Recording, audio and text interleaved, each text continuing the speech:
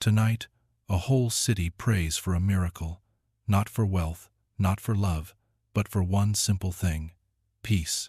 In a private chamber heavy with shadows, a ruler sits alone at his desk, unmoved by petitions, untouched by pleas. He believes war is destiny, and destiny cannot be negotiated. Before him stands an absurd little army. Ranks of lead toy soldiers, bayonets bright in the dim light, painted faces fixed in their tiny, silent discipline. Outside, the chanting swells through stone and distance, a single pulse of desperate hope. Inside, the ruler dips his pen, then pauses. Something is wrong. The soldiers look different, not louder, not larger, just different in a way you feel before you understand. When a miracle finally arrives, it won't come with thunder or angels. It will come very quietly, on a tabletop. The smile that touched the lips of the man behind the desk was formal rather than friendly, a curving of flesh that conceded nothing. He sat in the center of a high, shadowed room where the air seemed older than the building itself, old with the weight of decisions spoken softly and carried out loudly elsewhere. Behind him, a tall window showed only darkness and a faint, trembling glow that might have been a city's scattered lamps or the reflection of candles from an unseen corridor. The members of the deputation looked at one another. They had come in a body, as if numbers could lend courage, as if diplomacy were a shield one could hold up between a man and the consequences of his own will. Their clothes were cut in the sober fashion of officials who wished to appear neither flattering nor insulting. Their papers were neatly packed, their credentials faultless. Their faces, however, were not faultless. Faces always betrayed what papers could not: fatigue, apprehension, the knowledge that language might fail. Then their leader, an elderly man with a dry throat and a habit of wetting his lips when he spoke difficult truths, cleared his voice. "But surely," he began, and the word surely sounded in that room like a prayer. "Surely mankind's development has progressed beyond the barbarous stage. Nations need no longer settle their disputes by war and bloodshed. We offer you arbitration." For a heartbeat, the room seemed to hold its own breath. The leader kept his eyes on the man at the desk, refusing to glance toward the ranks of guards near the doormen in cuirasses and dark uniforms, their hands resting with practiced ease, their faces impassive as carved stone. It was important, the leader felt, not to acknowledge the guardians too much. One must speak to the mind, not to the muscle. The man at the desk stood up. He was not tall, but he possessed a kind of concentrated presence that made height irrelevant. His shoulders were broad beneath the braided tunic he wore as casually as other men wore shirt sleeves. His hand stubby, thick-fingered. A peasant's hand rested on the desk, as if the wood belonged to him by a right older than law. His eyes were curiously pale, cold as quartz, and when they swept across the deputation, it was with the detached precision of a tool measuring a surface for flaws. "And I refuse it," he snapped. The word cracked in the air like a small whip. It was not shouted. It did not need to be. It had the hard economy of a final order. "Gentlemen," he continued, and now his tone carried a hint of impatience, as if he resented the necessity of speaking at all. "Why waste time? The quarrel between my nation and those others cannot be arbitrated." The leader's mouth opened slightly, then closed again. One of the younger men in the deputation shifted his weight, his hand tightening around his hat brim like a man gripping a rail on a tilting deck. They had expected resistance, yes. They had prepared arguments, quotations, appeals, and they had rehearsed the calm of statesmen. But they had not expected refusal to be so plain, so unadorned. It was as if they had offered a man water, and he had replied, "I do not drink." The ruler's gaze did not soften. "Our future destiny lies in expansion," he said, "in growth. Peace to us is stagnation, a slow death. We mean to grow, to take our place among the great world powers." There was something almost honest about his candor, and that honesty was another kind of threat. A liar could be bargained with. A man who spoke his hunger aloud was harder to fence in with words. One hand lifted, and for a moment the leader thought the man might be gesturing grandly toward maps or treaties, toward the abstract machinery of state. Instead, the stubby hand pointed suddenly down.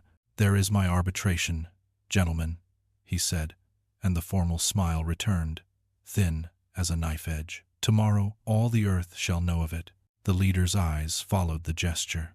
On the broad surface of the desk, clear of papers, arranged with almost obsessive order, stood rank on rank of lead soldiers. They were small, crude, unmistakably toys. Yet in the dim light, their bayonets glinted with a needle-bright shine. Their faces were painted in flat, simplified expressions that should have been ridiculous and were not. The illusion, in that room, was unreasonably perfect. It seemed an actual army stood there in silent alignment, waiting. The soldiers' rigid discipline made them look more resolute than flesh and blood ever managed to be. The deputation's leader raised his handkerchief to his forehead, not quite wiping away the sweat so much as proving to himself that it was there. When he spoke again, his voice rang hoarsely, as if the air of the room had dried his throat in seconds. "But your people, sire," he said. "Think of your people. You cannot pretend they seek this war. Why, they desert across your borders in such numbers that our customs guards cannot turn them back. We could hardly reach you tonight for the throngs that march with placards in the city streets, crying, 'No more war.' And hark, from this very room you can hear the chanting in the cathedral yonder, where men and women and children pray for a miracle that will halt this tragic, useless conflict." The words poured out now, faster than protocol would recommend, because the leader sensed time slipping away. Persuasion had a window. Once it closed, the world went on to other methods. "You alone force them to fight," he finished. "One little word from you, and the crisis will be past. Oh, sire, in common humanity, let us entreat you." "Stop," the man at the desk ordered. His eyes gleamed for an instant with a reddish light. Whether it was anger or the reflection of some hidden lamp, the deputation could not tell. The leader's last words seemed to vanish in midair. The ruler leaned forward slightly, and the quiet in his posture had the same coercive force as the guards by the door. "You go too far," he said. "I have heard your protestations, gentlemen, with patience, but there is a limit. You may not judge my country's attitude by its deserters, its cowards, its weaklings." The younger men in the deputation stiffened. One of them flushed, not with shame but with a sudden, irrepressible fury that he swallowed quickly. It was not safe to be furious here. The room itself seemed built to crush such impulses. "There are brave men here, too," the ruler continued. "Heroic men who know their country's destiny as I know it, and who are willing to die that we may have our proper place in the sun." He lifted his hand again, and this time it swept down with a slight, contemptuous flourish toward the lead soldiers. "You shall judge my people's courage on the battlefield, gentlemen," he said. "You will find their ranks as unyielding as these." The leader stared at the rows of tiny figures. Their bayonets were fixed, their feet were planted. They did not waver. There was something in their unmoving certainty that mocked the deputation's human frailty. Men could be persuaded, exhausted, frightened, bribed, convinced, but toy soldiers could not. For a moment the deputation's leader felt a strange, irrational thought rise in him, that the ruler loved those little soldiers because they were the only troops that would never look back at him with doubt. He took up his hat and stick.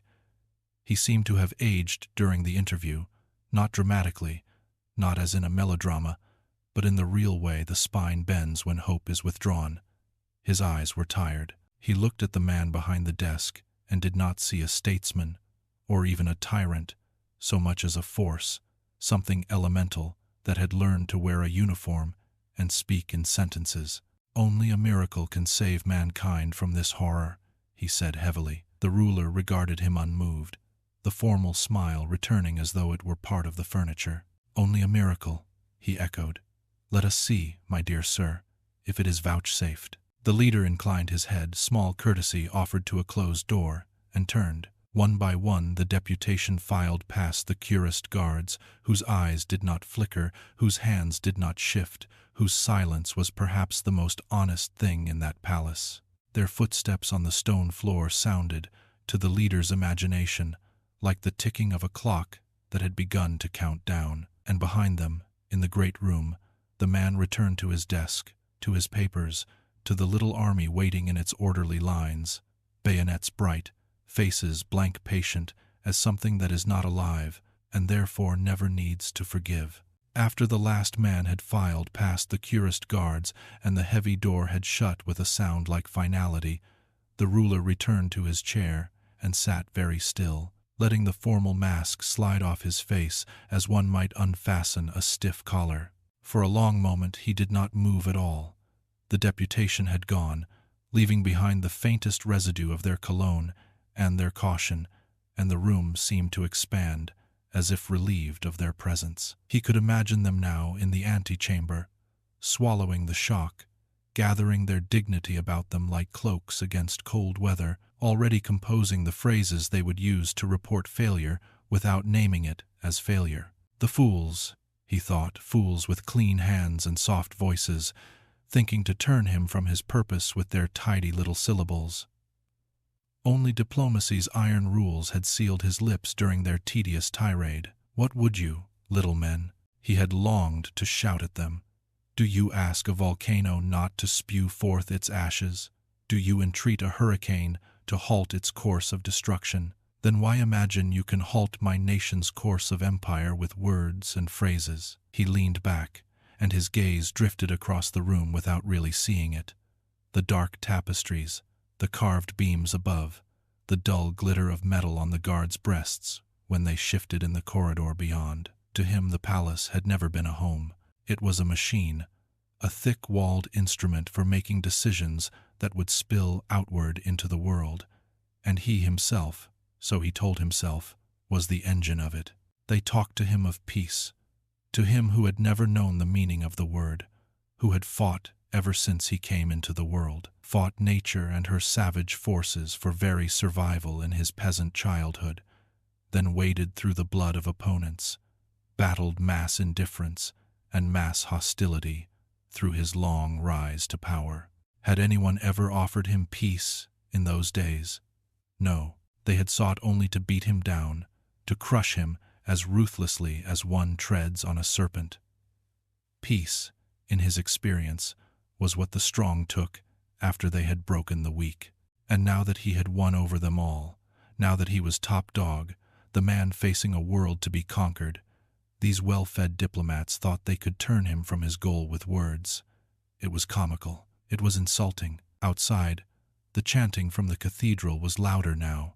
It rang incessantly, eerily, in the heavy shadows of the room, a sound at once distant and uncomfortably intimate, as if the building's old stone carried it inward, the way a seashell carries the memory of surf. It should have been nothing to him. He had heard crowds before, crowds cheering, crowds cursing, crowds falling silent when his motorcade passed.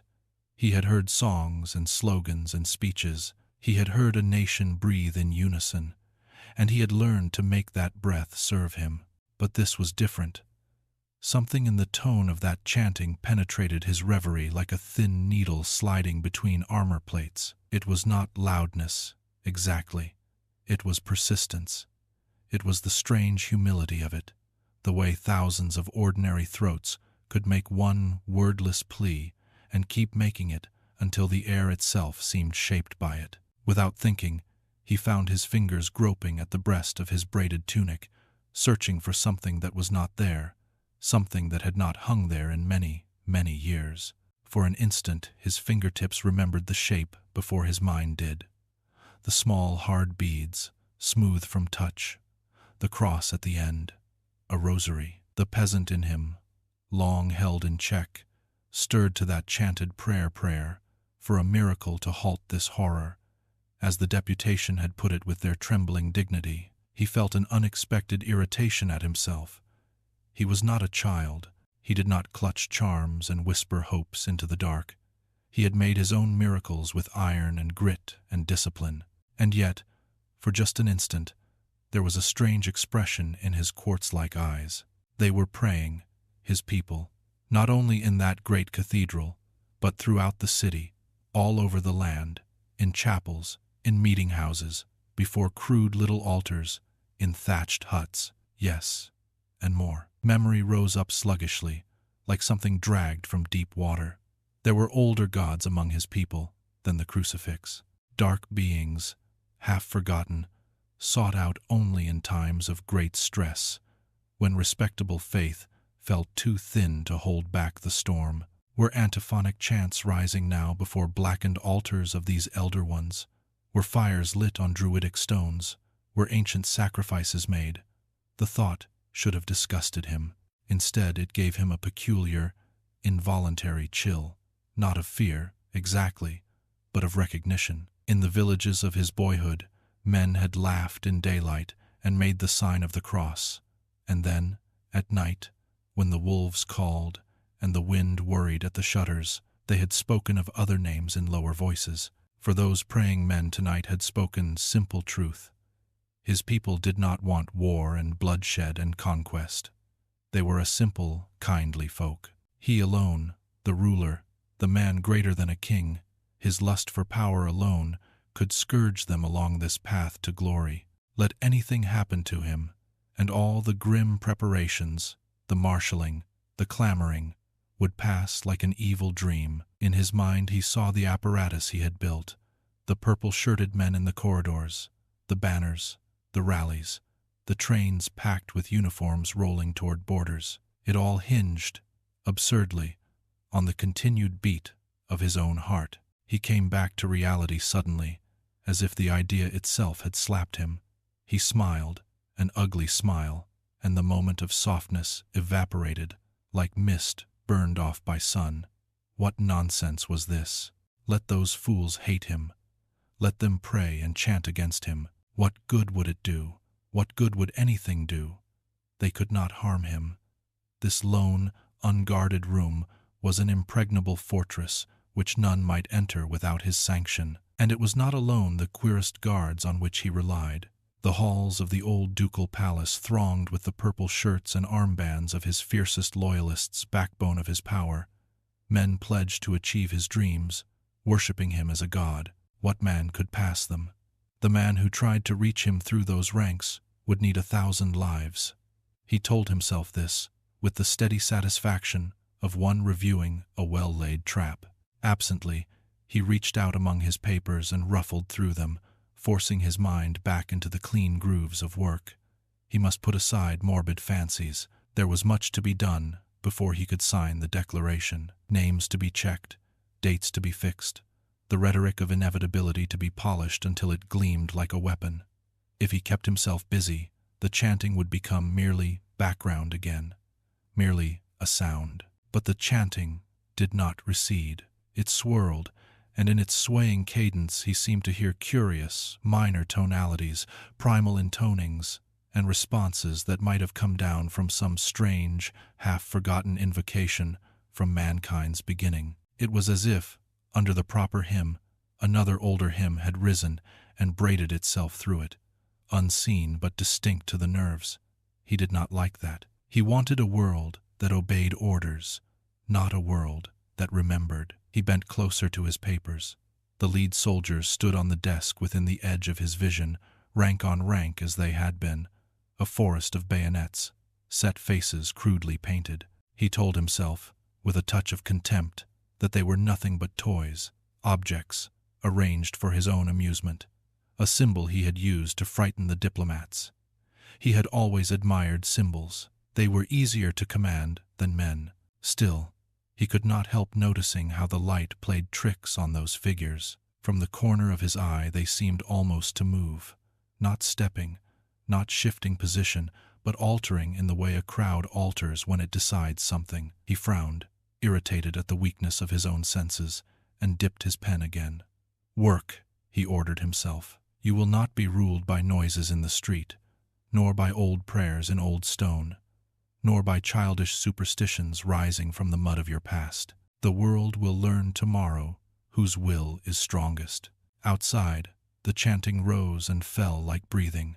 Inside, the ruler wrote, and the tiny soldiers stood very straight in the dimness, patient in their silence, as if they had all the time in the world. He forced his attention down onto the papers, as if concentration itself could build a wall between him and the sound from the cathedral. There were phrases to choose, sentences to tighten, declarations to make inevitable. He had always loved the clean authority of ink. Once words were fixed on paper, men marched to fulfill them. The pen moved steadily for a time, scratching across the page with a dry, decisive rhythm. The chanting swelled, ebbed, swelled again, an unbroken tide of voices that made the shadows seem to breathe. He told himself it was only distance and stone doing strange things to sound. He told himself that prayers were only air pushed through throats. The world, he reminded himself, was moved by cannons, not by hymns. But the chanting did not stay obediently in the background. It rang incessantly now, so loud and clear that it seemed to stand in the room with him, pressing against the back of his skull. And inside it, like a thread of darker color, woven through a familiar cloth, he caught those curious minor tonalities again, primal intonings and responses that might have come down from some half-forgotten invocation from mankind's beginning. The respectable prayer the city offered seemed accompanied by another prayer, older and rougher, as if the same mouths that called upon the bright altar were also calling, wordlessly, toward something that lived in the oldest fear of blood and night. Irritated, he reached out absently, fingers sifting among the clutter of objects on his desk. He meant only to pull a folder closer, to align the papers into a strict stack. His hand moved without his eyes following it, the way a man's hand will find a familiar tool while his mind is elsewhere. Then his body jerked suddenly. A sharp sting shot through his fingertip. He cursed under his breath, a coarse sound in that solemn room, and drew his hand back with violence. For an instant he stared at the desk with the offended bewilderment of a man who cannot accept that the inanimate has dared to touch him. A small smear of red marked the edge of the paper beneath his hand, nothing more than a bead, quickly spreading into the fibers like a secret. Clumsy ox, he thought, scowling. His nerves must indeed be in sad shape, or else he would not have pricked himself so savagely on the bayonet of a lead soldier. He lifted his injured finger to his mouth, more out of habit than pain, and then froze. The lead soldiers, they stood in their ordered ranks exactly as before, perfect in alignment, their little bayonets still catching the dim light. Yet something had changed so profoundly that it made the skin along his arms tighten. He could not at first name what it was. The mind, when confronted with the impossible, resists giving it shape. He stared, narrowing his eyes, angry with the soldiers, angry with the room, angry with his own momentary uncertainty. Then he saw it. While he had sat there in reverie, listening to the chanting, touching old memories like a man prodding a bruise, his hands must have been busy among those figures. He had turned every one of them about. Those hundreds of little men still held their exact alignment, but they faced toward him instead of away from him now. A myriad little, daubed faces ringed around his working place. Hundreds of little bayonets pointed inward, toward the center of the desk, toward him. It was absurd. It was nothing. Toys did not turn themselves, yet he could not remember doing it. There was no clear recollection of fingers lifting and rotating them, no conscious moment of amusement. The change existed without a cause in his memory, and that absence made his throat feel slightly tight. With a grimace of distaste, at the mess of his own blood, at the childishness of the scene, he bent over his papers again. The figures did not matter. It was those papers that mattered. The declaration of war. He would not be delayed by foolishness. He wiped the smear from the desk with the edge of a blotter, pressed his finger inside his fist as though to deny its sensation, and wrote on. The chanting swirled louder. In the heavy room the sound did not merely enter.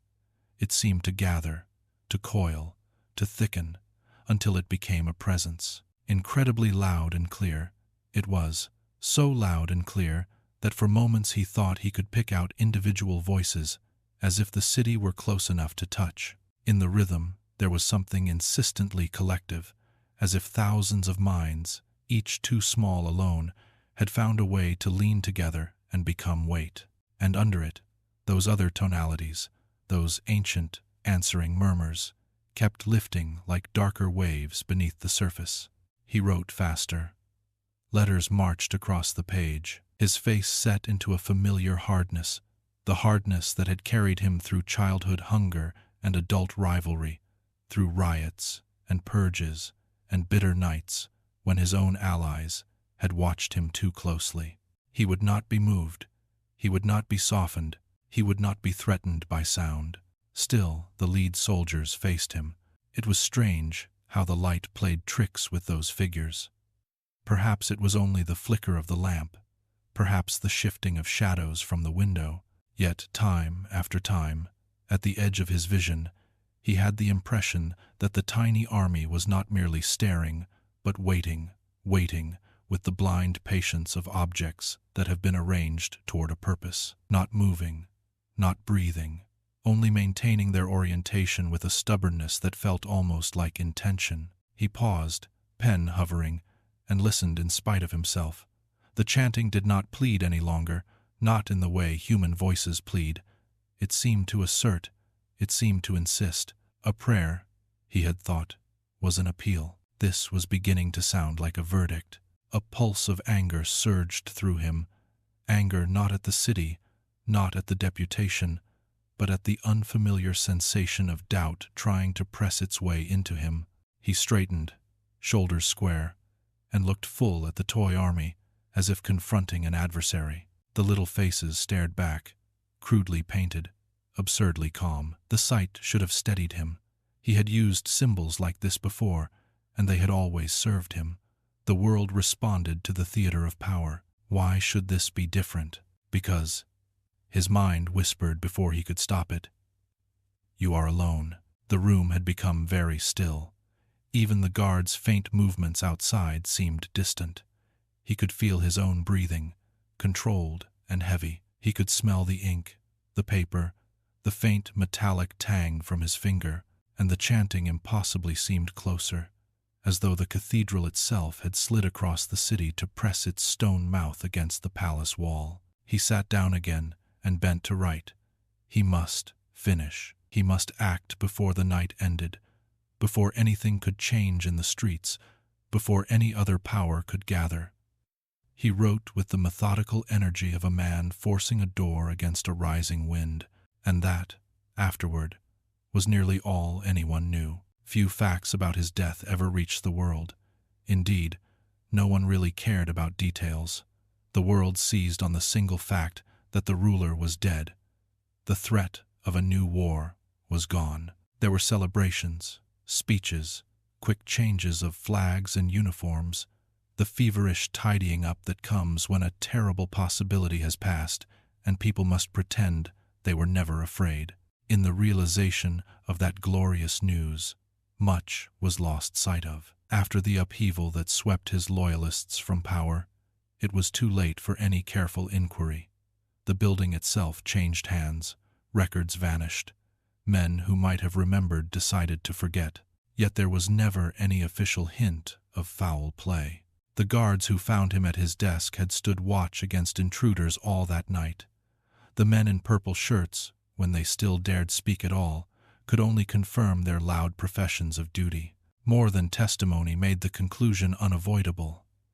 The door had been secured, the room had been sealed, and no one, friend or enemy, could have reached him in the hours when the chanting rose and fell like a great animal's breath beyond the walls. And so the story settled into the simplest explanation, as such stories always do, because simple explanations can be filed away and lived with.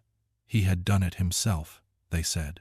In a moment of despair or rage or sudden sanity, choose your preferred word, he had ended his own life at the desk where he had planned to end so many other lives.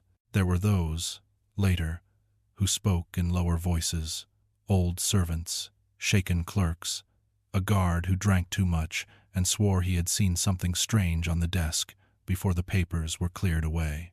But the world was not interested in strange details. It was interested in relief, and perhaps that was why the strangest detail of all was never truly examined, that in a room no one entered, in a night filled with prayers for a miracle, a man so certain of his destiny had been brought, by whatever agency you care to name, to the one act only he could perform alone, with his own hand, in the presence of a silent army of lead that faced him without blinking until the chanting finally, mercifully, began to fade.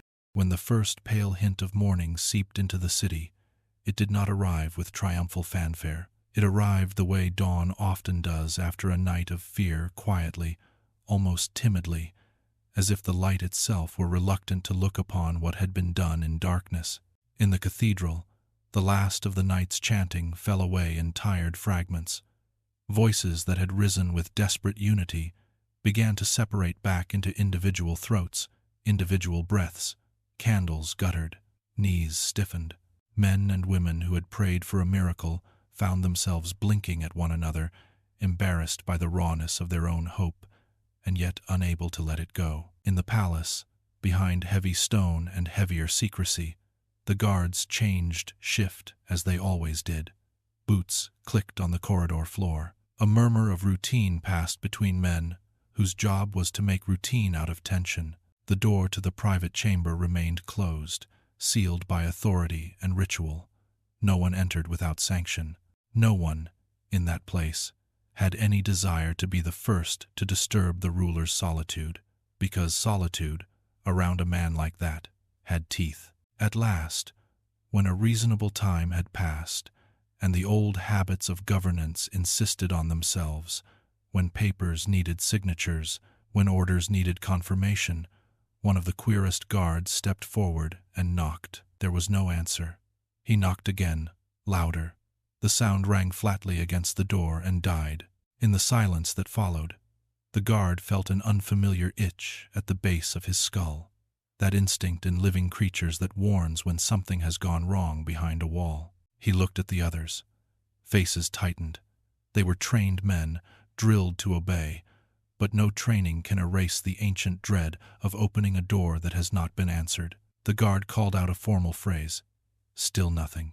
In a palace where everyone spoke in careful language, the absence of language was suddenly the loudest thing in the world.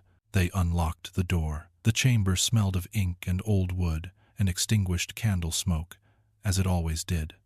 The light was dimmer now, the lamp having burned low, and the shadows in the corners seemed thick enough to lean against. The ruler sat at the desk exactly as he had sat for hours, head bowed in the attitude of a man at work. From the doorway, for an instant, it appeared that he was merely asleep, the kind of heavy, neglected sleep that takes a man by surprise when he believes himself beyond fatigue. Then one of the guards took a step closer and saw the stillness in a different way. Sleep has a softness to it. Death has no softness. The guard's breath caught. Another guard muttered a curse under his helmet, quick and involuntary, as if cursing could push reality back into place. They approached, cautiously, as though the ruler might rise at any moment in sudden rage and punish them for their trespass. But he did not move. The hand that had governed crowds and broken rivals rested laxly near the papers. The other hand lay nearer the edge of the desk, oddly tensed, and there, on the broad wooden surface, rank on rank of lead soldiers stood in perfect alignment, their bayonets catching what little light remained. Their painted faces were turned inward, toward the ruler, as if they had met his gaze through the night and refused to yield it. The effect, in that dimness, was grotesquely theatrical, a tiny army watching a fallen king. The men in the room did not understand what they saw, not at once. Their minds were full of practical fears, intrusion, assassination, rebellion, betrayal. The palace had enemies. The ruler had enemies. It was easy to imagine murder, easy to imagine poison, easy to imagine a knife slipped through the cracks of the night by some desperate hand. But even the first sweep of their eyes told them there were no signs of struggle, no overturned furniture, no broken seal on the door. The guards had stood outside all night. The corridors had been thick with loyal men. No stranger had passed. Then they noticed the small, peculiar detail that made murder instantly absurd. A toy soldier's bayonet, no longer merely a glinting point among hundreds, was positioned with a significant, dreadful intimacy. Not as a threat held by another, but as something used in the only way it could be used by one person alone, in a locked room, without witnesses. The marks on the ruler, mercifully, the guards did not stare too long, spoke of a wound placed where it could not have been placed in any ordinary fight. No assassin would choose such a ridiculous instrument. No conspirator would risk such a strange signature. And yet there it was, an answer as cold and simple as arithmetic. The room filled with a confusion of reactions. One man crossed himself. Another backed away, knocking his shoulder against the doorframe as if he had been shoved. A third stood, staring at the lead soldiers, with the blank shock of a mind that has discovered it is capable of being frightened by something small. Orders were barked. A messenger was sent. Someone demanded that the guards swear, immediately, that no one had entered. They swore it, loudly, over and over, because in times of crisis, loudness is mistaken for certainty. The officer in charge, white-faced now beneath the authority of his rank, stood at the desk's edge and tried to arrange the scene into something the world could accept. What would the world accept? It would accept that the ruler was dead, because death had a way of making any man suddenly manageable. It would accept that he had chosen his own end, because a self-inflicted act did not require a hunt for enemies. It would accept whatever story prevented panic. Few facts about that morning ever reached beyond the palace walls. Indeed, no one really cared about details. The world seized upon the one fact that mattered. The ruler was dead. The threat of a new war, one more great grinding conflict ready to swallow nations, was abruptly gone. And in the rush of that glorious relief, much else was lost sight of. Confusion, doubt, the strange little arrangement on the desk, the unsettling question of what had happened in the locked room while the city prayed. There were, of course, officials who asked questions in the first hours. There were ministers who demanded a clear narrative, military men who wanted reassurance that orders would still stand, foreign envoys who wished to know whether treaties were still valid. But in such times, the scramble of succession and the safety of appearances take precedence over truth. A revolution does not wait politely for forensic curiosity. The palace shook with the sudden shifting of loyalties, and men who had worshipped the ruler yesterday began to insist they had only served the state. In the streets, crowds that had dreamed of a miracle discovered they were living inside one. After the upheaval that swept the purple-shirted faithful from power, it was too late for any careful inquiry. Papers were burned, rooms were cleaned, evidence vanished, not because it was sinister, but because history, in its haste, is always tidying. The new leaders wanted symbols. They wanted to show the world that the nightmare was over, that order had returned, that the future was bright. They did not want ghost stories. They did not want whispered superstitions. They certainly did not want anyone saying, aloud, that prayers had consequences that could not be measured. Yet there was never any official hint of foul play, and not merely because officials preferred neat answers. There was no reasonable shape in which foul play could exist. The cuirassed guards who found the ruler had guarded his room against intruders all that night, and the loyalists in the corridors could confirm their loud allegations of fidelity to duty.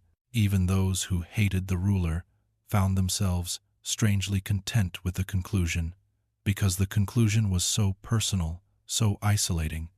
It made him smaller. It put the last word ironically back into his own hand. Enemies he might have had, but his enemies could not have killed him in the manner that he died. For surely it is only a man's own hand that can bring so small and absurd a weapon to such final purpose. Surely it is only a man, alone with his thoughts and his destiny, who can choose a method that looks, to onlookers, like a cruel joke played by the universe.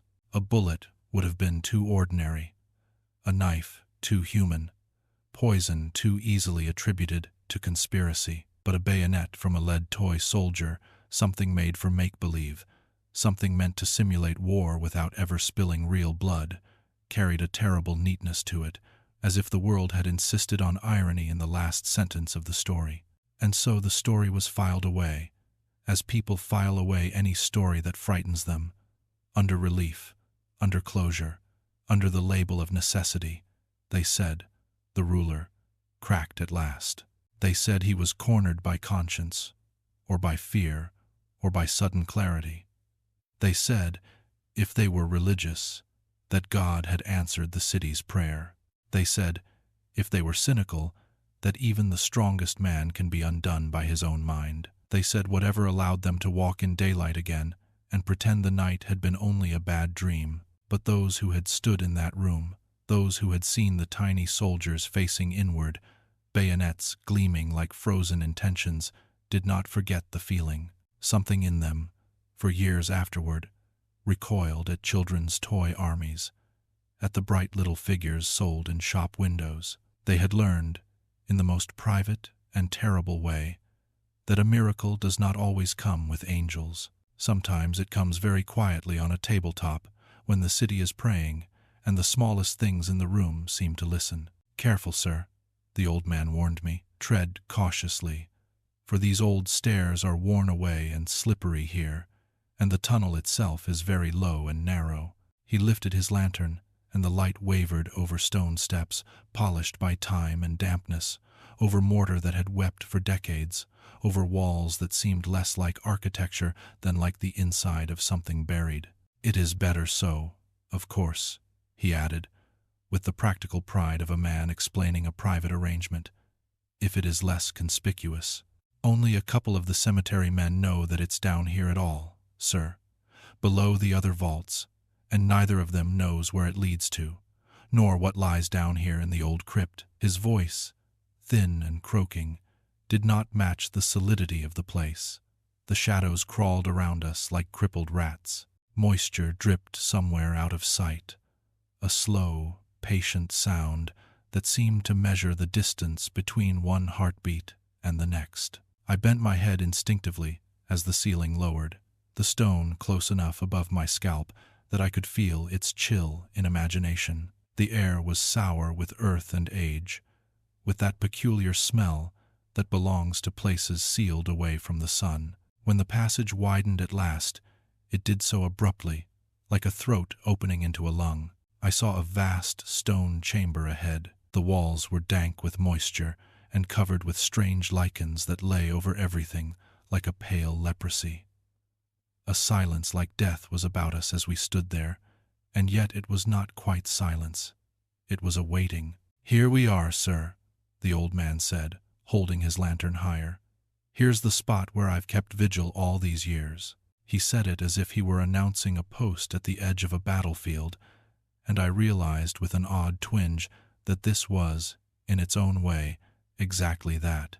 I had come down expecting a curiosity, a relic, a grotesque family eccentricity at worst. What I felt in that chamber was not curiosity. It was the sensation, primitive and humiliating, of being too far from open sky. "Have I stood it?" the old man went on, half speaking to me and half to the dripping stone. "It is a question I've often asked myself, sir, but I guess what we must do, we'll find the strength to do, hard though it be. And then, you see, I'm what you might call bred to the thing. It was me, father's task before me, and he did it well. It makes a sort of tradition in the family. You see, a legacy we'd relinquish." At that word legacy he gave a small shrug, as though it were nothing, as though families did not build their lives around such words without ever daring to examine what lay beneath them. "As my own son, Sir Paul, he's just turned 20 this year. He'll have to take me place down here in the crypt when I'm too old to carry on. He knows about it already, and he's resigned. But sometimes I can see the shadow of the future on his young face, and it troubles me, sir, troubles me more than I can say. But then He could be worse off, you know. He'll have a sure job and good wages throughout his life, just as I've had, and all just for watching down here at night. In these evil times, a man could be much worse off. His lantern beam slid across the chamber as he spoke, illuminating the slick sheen of moisture on stone, the pale scabs of lichen, the deep corners where light thinned into nothing. "The Halt Trust Fund takes care of the pay," he said, and his tone changed, slightly respectful, almost affectionate, as if he were naming a benevolent patron. "Guarantees it through all time, and as for a raise, I bless you, sir, I could ask for 10 times the money I'm getting now, and that never be a question. Why don't I then? Well, it's like I said, sir. I feel that this thing is a duty and not a job. Somehow even talking about more money for doing it seems sacrilege. Funny, isn't it? For the good Lord knows there's nothing sacred about this business. It savors more of the other places, if you take my meaning." He did not look at me when he said that. The words hung between us like a breath made visible in cold air. I had the uncomfortable sensation, then, that he was less afraid of what lay here than of what he was saying aloud. It was as though naming the nature of his duty too plainly might weaken whatever held things in place. "You see, sir," his croaking voice went on, "there must be always a guard down here. Someone has to watch night after night, someone who has discretion and patience and courage. If I do say it myself, I shouldn't. Those were me father's virtues before me, and I've copied them as best I could. And you know, sir, a man just wouldn't last down here unless he was fairly steady. You get the strangest thoughts sometimes in the long hours before dawn, when there's no sound but the drip-drip of moisture from the old arches, and that other sound that you'll be hearing in just a moment." He paused at last, and in the pause my own mind obligingly supplied a dozen possibilities. The scrape of rats, the shift of settling stone, the distant sigh of wind in a ventilation shaft. The old man's face, when the lantern light struck it, looked weathered past age into something like resignation. "Sir," he said, "that sound that hasn't ceased in half a century, and that may never cease until judgment's trumpet sounds to end the horror along with all else." We moved deeper into the chamber, and my boots made small, wet noises on the stone. The old man kept talking, perhaps because talking was his strongest weapon against the silence. "You understand, of course, that the Halts aren't just another family. They are the best, if you know what I mean, sir. They're proud, and they have a right to be proud. They were nobility back in England, sir, and they've been noble folk here too, since Virginia was still a royal thief. There was General Anisa Halt, who fought beside Washington all through the Revolution, and Abijah Halt was with Perry on Lake Erie, and a lot of others just as distinguished."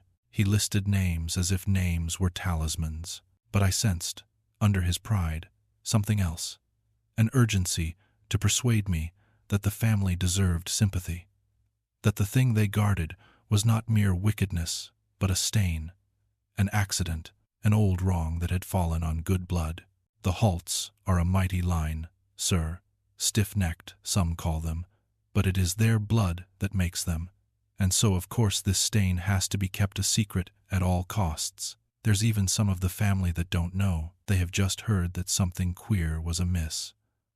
Only the head of each generation ever comes down in the vault, and then only on occasional inspection tours to be sure that all is well." As he spoke, he moved the lantern beam toward the far end of the chamber.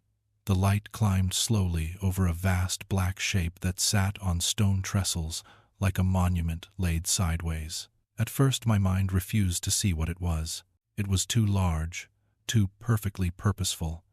A coffin, yes, but surely larger than any coffin ever shaped by the hand of man. The sight of it made my mouth go dry in an instant. "You didn't know about the silver coffin?" the old man asked, and there was a faint pride in his voice, the pride of a man showing a visitor an heirloom. "Why, yes, sir. It's the only one ever made, so far as I know. The old man ordered it made himself in his will. He had great faith in it, they say. You see, silver has always figured strong in the legends about them, sir. Silver bullets was the only things potent against their unholy lives. And this, sir, this was a silver bullet, 7 feet long, welded into a solid mass. The lantern light touched a seam so neat it was almost invisible, where metal met metal. Even in that dimness, the coffin's surface held a dull promise, like moonlight trapped in a shape. "I have never seen a sight so amazing as that coffin was," the old man said. "I used to raise the paw sometimes at night and look at it. It would make me feel safer to see that gleaming surface between me and the horror through long night watches." My rational mind tried to object at once. Coffins do not hold horrors. Families do not build trust funds to pay men for generations simply to stand in damp chambers and listen to the drip of water. And yet my rational mind, down there, felt like a small lamp in a wind. The old man's certainty, the weight of the stone, the presence of that enormous coffin. These were not the props of a superstition casually entertained. These were architecture. These were money. These were years. They say it was old. Andrew Holt himself, who collected the silver that went into it, the old man continued. He was abroad for many years on his smuggling trips, and he picked up a lot of foreign stuff, candlesticks and vessels and even silver crucifixes, they say, that he melted down into ingots. But thousands and thousands of silver dollars went into the ingots too. They found a fortune in metal bricks in the old man's room when he died, hidden under a cloth. That's how they knew the curse was on him, you see. By that, and by the will he left, providing for the making of the coffin, and for the preparation of this crypt, and for the trust fund, for perpetual care, which is me now, sir, and which was my father old Andrew's butler. He spoke of the curse as calmly as he might have spoken of a mortgage. "I shall rest quietly in a silver coffin," my father told me. Old Holt said in his will, "There will be no need to fear, so long as there be no rift in the metal. I have conned well the law of these things, and I know so. It is my final prayer that no stake through the heart, no mutilation or ceremonial wounding shall desecrate my body after it be interred. So let my unnatural enduring go on until the taint that is in me shall perish through lack of nourishment for its unholy life." He fell silent again, and in that silence I heard faintly, distantly, something that was not drip-drip and not the shift of stone. It was so muffled at first I could have mistaken it for the pressure of blood in my own ears. Then it came again, a low, strained sound, not quite a groan and not quite a breath, filtered as if through layers of earth and metal. My skin tightened. The old man watched me with a grim, practiced patience, as if giving a novice time to recognize the reality of the post. "That, sir," he said softly, "is what you'll be hearing in just a moment. Not to keep something out, but to keep something in, if you take my meaning." And as the lantern's flame wavered, the great black coffin seemed to absorb the light without reflecting it, like a closed eye that refuses to open. The Holts carried out old Andrew's wishes to the letter. They built the vault exactly as the will prescribed. They placed the silver casket upon its stone trestles as reverently as if it were a saint's reliquary, and they set my father to watch over it in the long, unbroken sequence of nights that followed. Years went by without incident of any kind, at least without the kind that could be spoken of upstairs in sunlight. By day, old Andrew's grave was just another grave in a respectable cemetery, a rectangle of earth with a name chiseled into stone, a place where mourners might stand a moment and sigh and move on. But God alone knows what went on down there during the night watches, in that chamber where dampness never slept and the air seemed always to be holding its breath. My father's hair turned white long before his time, though he never once complained in my hearing. He lived to be more than 70, steady as winter, and died, at last, peacefully, in his bed.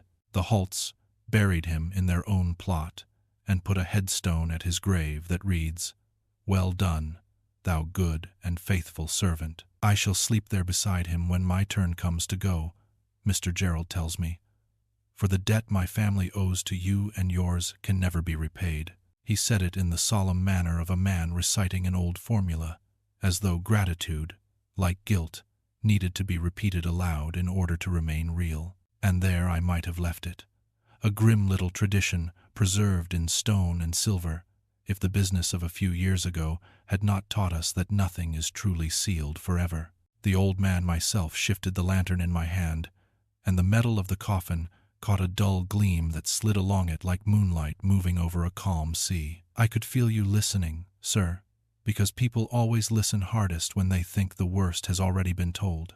But the worst, if there is such a thing, is usually the moment when a safeguard fails in some small, ordinary way. It was me alone that first found out about it, I said, and my voice sounded too loud in that chamber.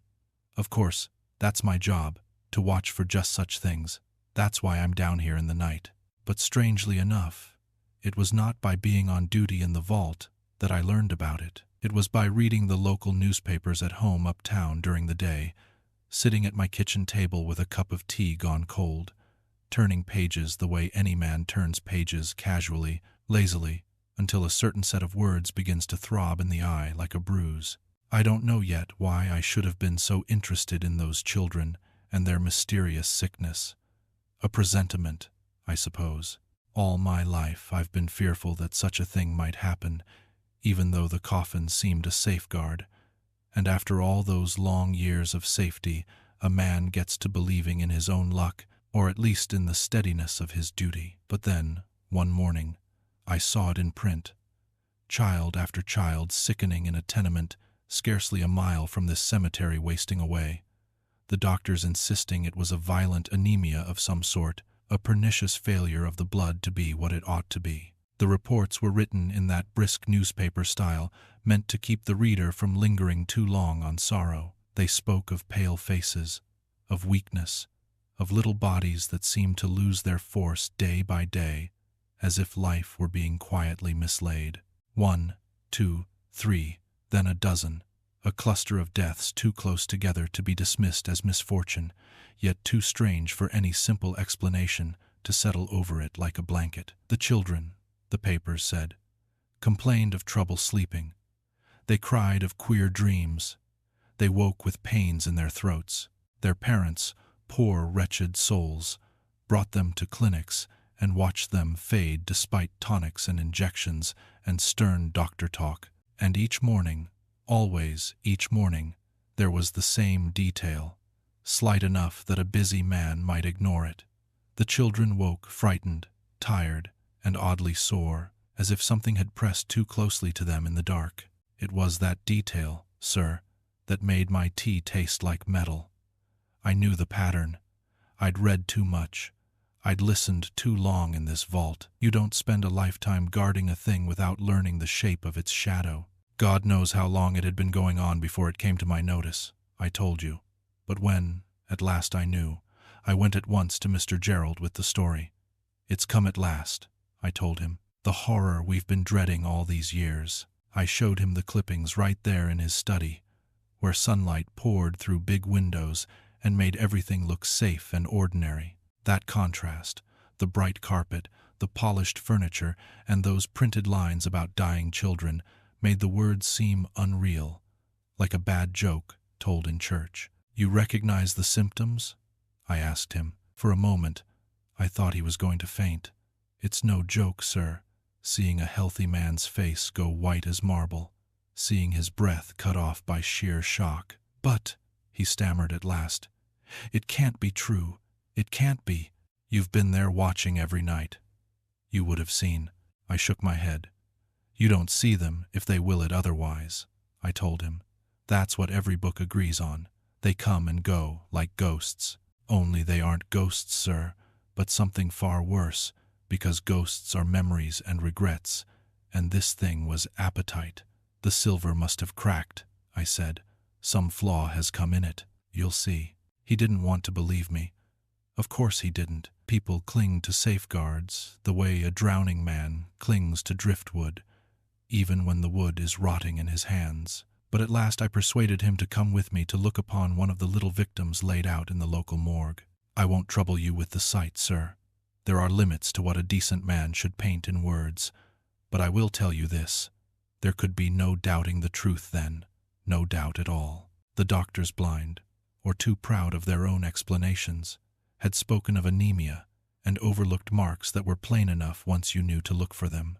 Small, bruised impressions, as if something had pressed its will to tender skin in the night. It wasn't the kind of wound you get from play or accident. It was the kind of mark that makes the heart feel suddenly helpless, because you understand it belongs to the dark hours when doors are shut and parents are sleeping and a child is alone in a room that should have been safe. Nosferatu, Mr. Gerald muttered, turning away as if he could not bear to let his eyes rest on the evidence. The undying. He said it the way a man speaks, a word he hoped existed only in tales. Somehow, I never really believed it until now, he whispered. I carried out grandfather's wishes because it was his will. But my sanity always clung to the hope that it was all madness. Wild stories he picked up abroad, superstitions. I shook my head sadly. You'd believe, I told him, if you could be down there in the vault with me at night, if you could hear what I've heard. I didn't add what I'd sometimes thought I saw in the edge of lantern light, because there are things you do not give shape to until you must. Until now I believed the casket was proof, I said, that no harm could come. But now we don't trust it. We must act at once. The thing gains strength and cunning with each small life it takes, I told him.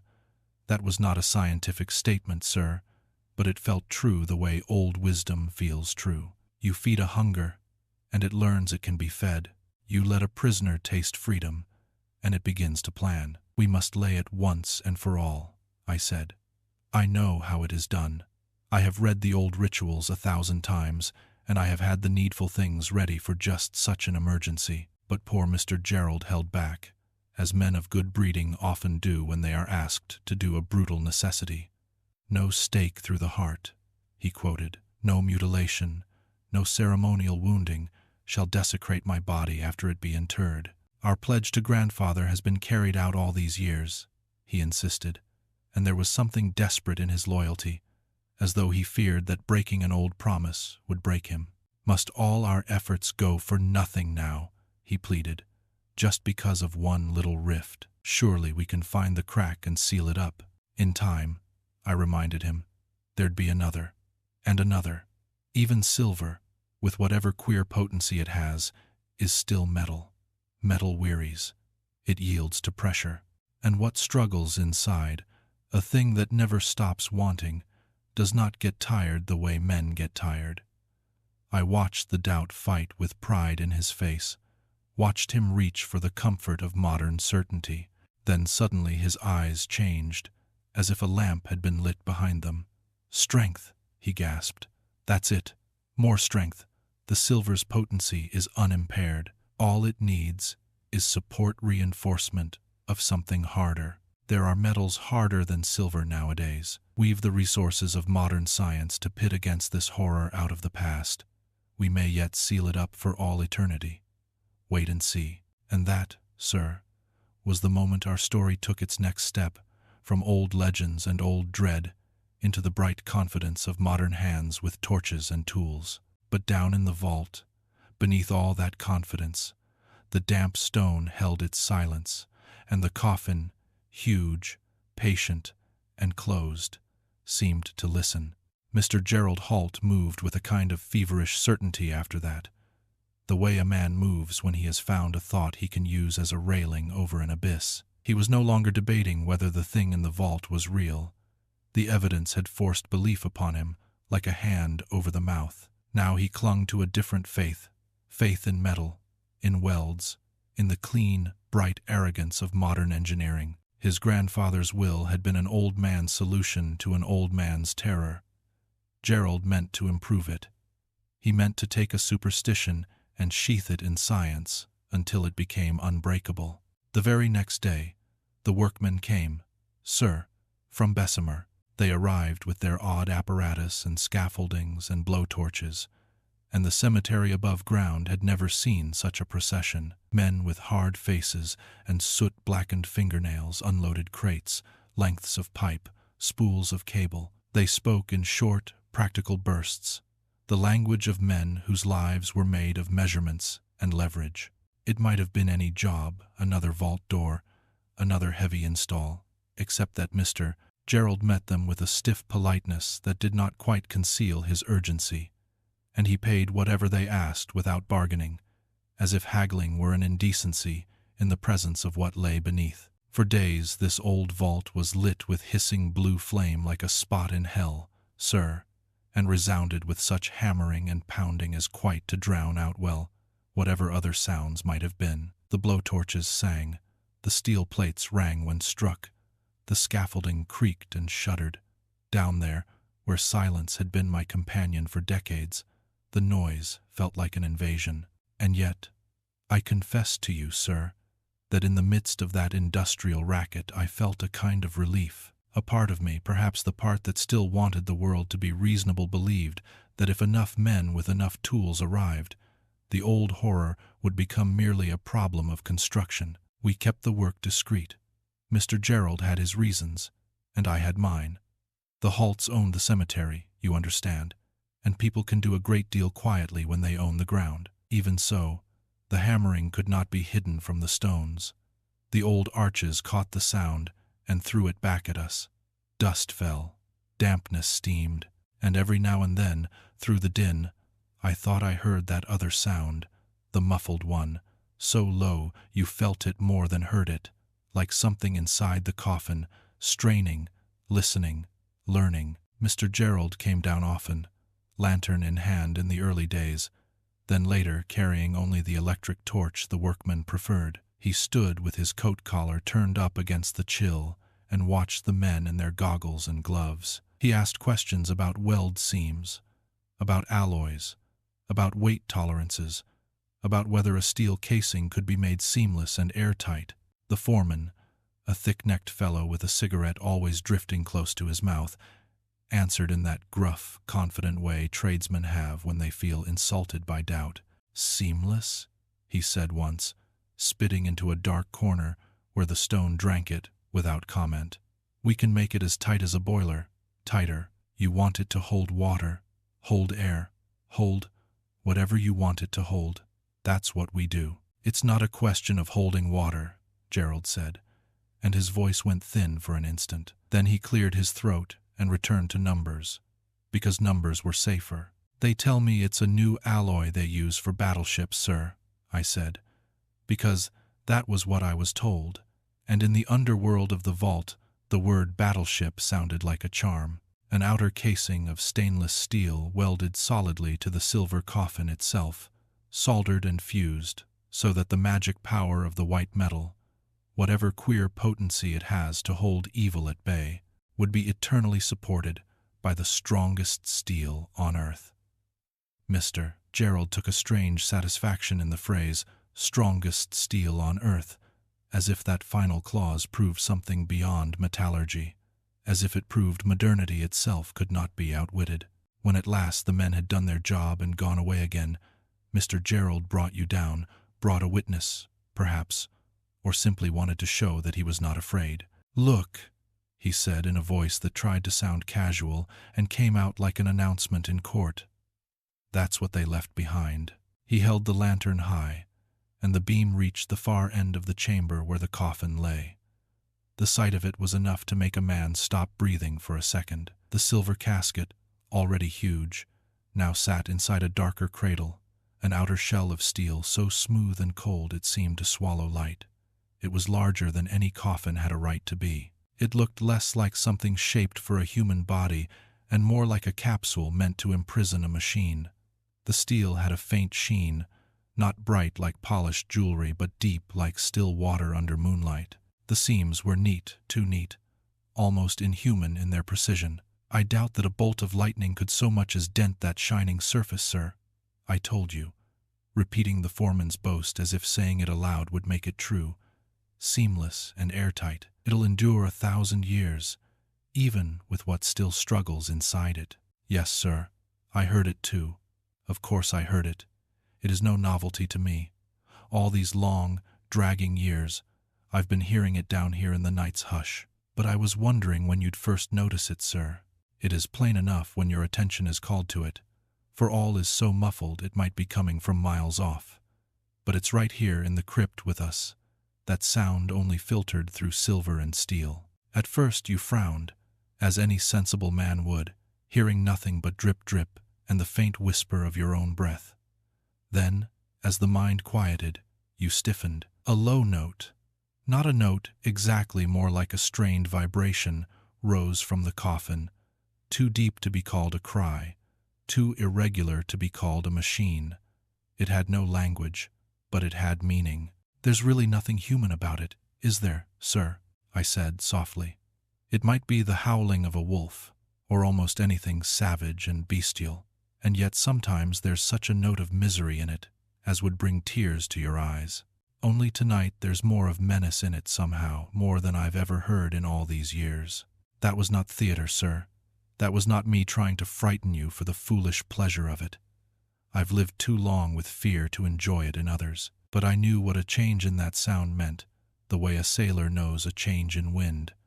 Hunger has a tone, so does rage, so does the sudden scent of something desirable.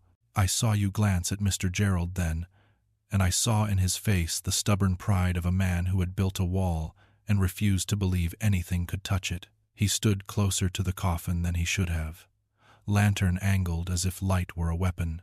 "It's starved," he said tightly, more to argue with himself than with us. "It's been starved for decades. That's all that is. That's why it sounds like that." "Maybe," I said, and my voice came out rough. "Or maybe it's learned something new." You turned your head, and in the lantern's wavering halo, the coffin seemed to shift, not in place, not in position, but in presence, like an animal crouched in darkness. I could feel the old vault stones trembling with every muffled vibration. The damp air smelled suddenly sharper, metallic, as if something inside the steel had scraped the very idea of a boundary. "Then, sir, I wonder you— Good God, sir! Look there! The coffin." It moved. You stared, thinking me mad. Of course you did. That thing weighs a score of tons. Your strength and mine united could not as much as tip it, and yet I saw it move a bit. There, again. There, you see. It is not just the wavering of the lantern light. Can't you feel the vibrations in the very walls about us, and the very stones, as it shakes? The coffin trembled subtly at first, like a long-held shiver. Dust quivered on ledges. A fine sprinkle of grit slid down a lichen-stained wall. The noise within rose, and with it the vibration grew, until the steel seemed to hum with restrained violence. That sound, half howl, half something else, made the back of my tongue taste bitter. "Oh God," I heard myself say, "and I do not use God lightly down here. It's all my fault. I should never have fetched you down here. Your blood, sir, that's what maddens it. The smell of your blood. It's used to mine, from all these years of familiarity. But you, young and strong, fresh, above-ground blood, it would burst itself to bits to get at you. All these long years it's had no slaking for its thirst. It's dying of starvation so slow and so hideous it don't bear thinking about. And now it knows you're here." You took a step back. Mr. Gerald, too, though he tried to disguise it as caution, as reason. The coffin shuddered again, harder this time, and a harsh scraping sounded through the metal, as if something inside had thrown itself against the walls. The trestles beneath creaked faintly. The lantern flame trembled. "No," I said, more firmly, "because panic is contagious and a watchman must not let it spread. We don't flee from things quicker than light, swifter than an adder's pounce. We must stand, we must fight, if fighting is called for." I had prepared for this in my own way, as a man prepares for storms by keeping shutters whole.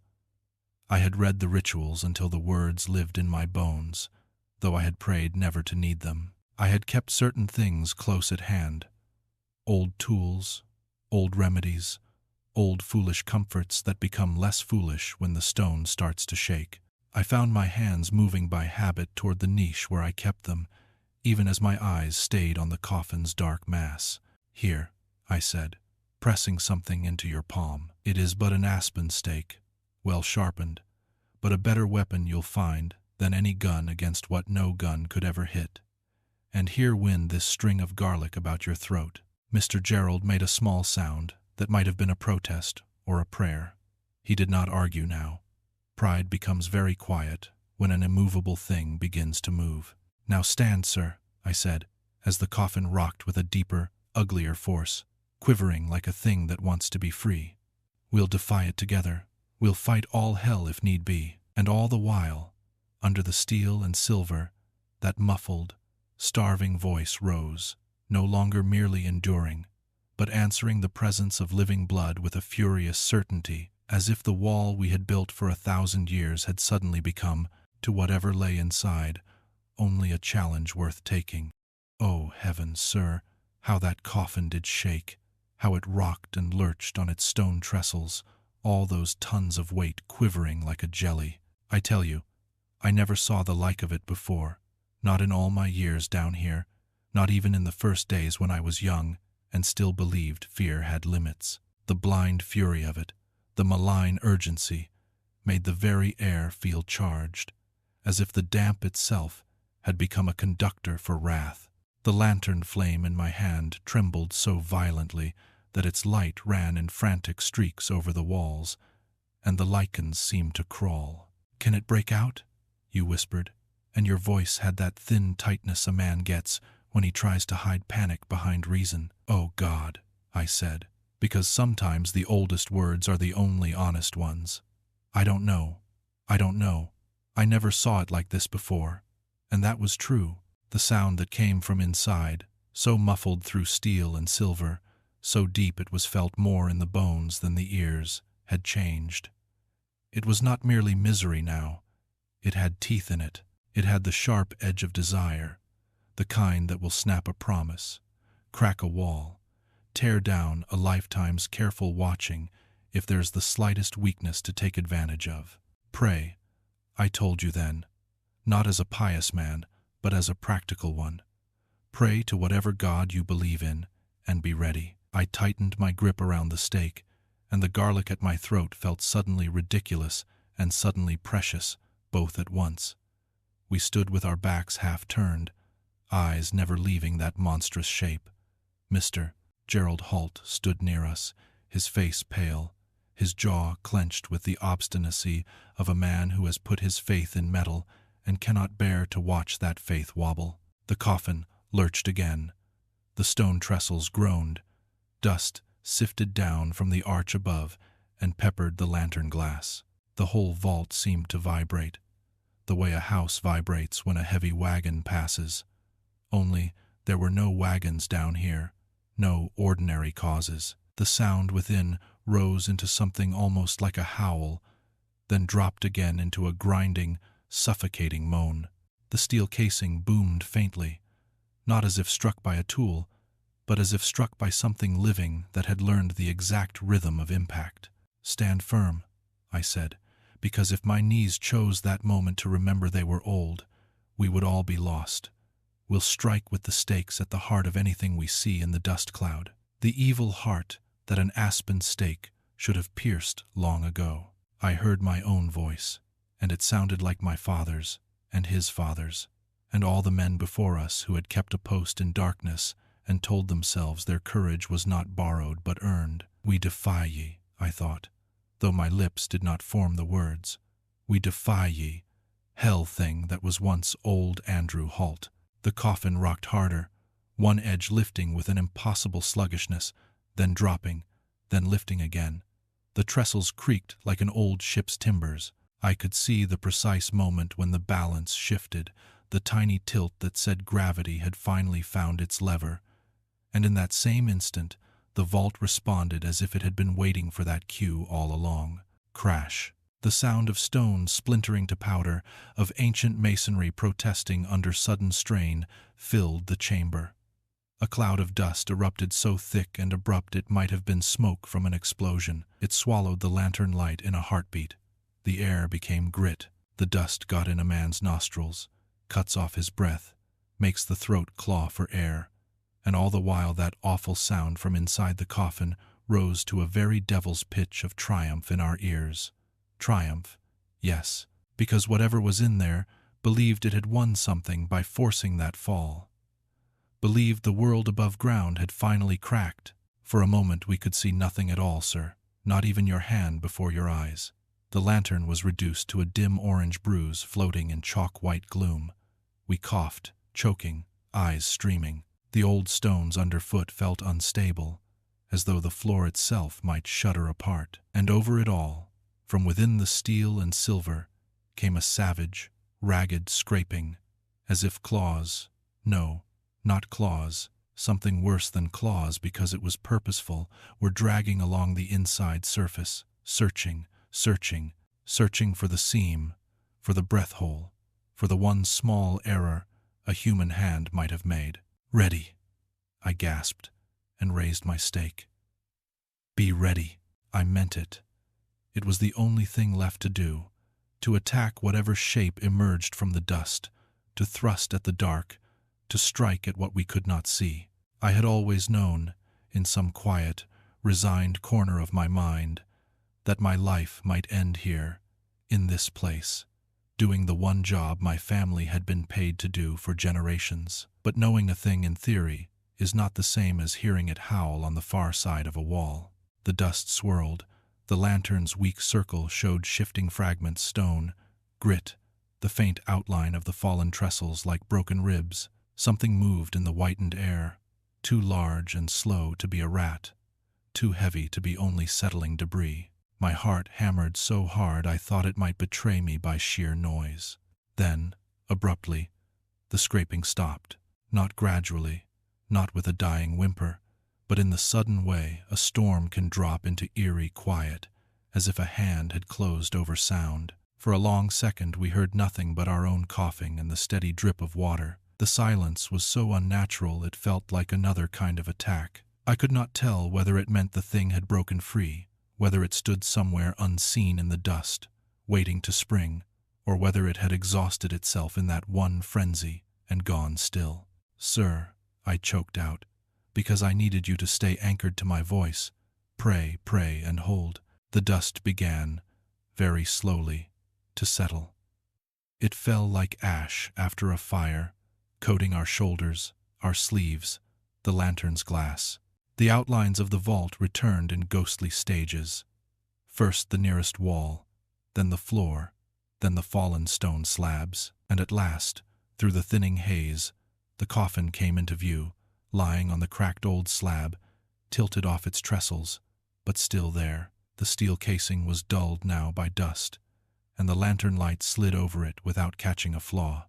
Safe and sound for all its battering, so far as any eye could judge. Seamless, whole. I had expected relief to come like a warm rush. Instead it came like weakness. My hands shook, my knees threatened to fold. The vault smelled of powdered stone. Mr. Gerald Holt stood staring at his work, as if he could not decide whether he had won or merely postponed a loss. There was never any actual danger, I heard myself say, and at once hated the phrase, because it sounded like a lie told to comfort a child. Yet it was also, in a narrow sense, true. The coffin had not opened. The seal held. Whatever struggled inside had not crossed into our air. How could there be danger, I thought wildly, if the barrier remained unbroken? And yet the question clung. If it could shake the trestles, if it could topple a weight of tons, if it could make the vault itself shudder, what would it do next time? What would it learn from this failure?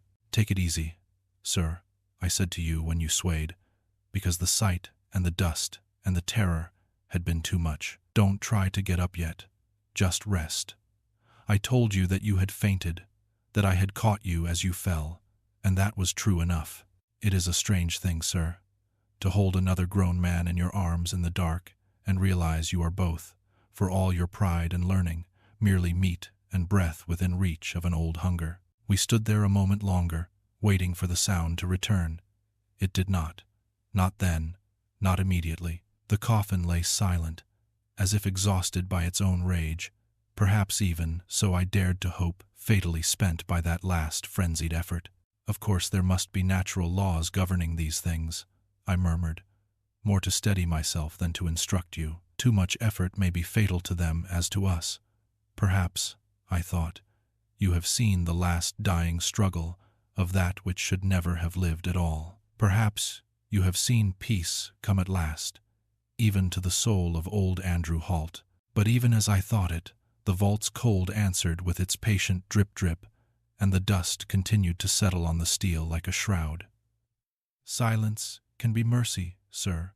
It can also be promise. He helped you stagger toward the old stairs through the leprous dark, one hand under your elbow, the other holding the lantern high enough to keep the iron circle of light a step ahead of your feet. The dust still hung in the air in thin veils, coating our faces, our tongues, the garlic strings that now smelled of stone and sweat.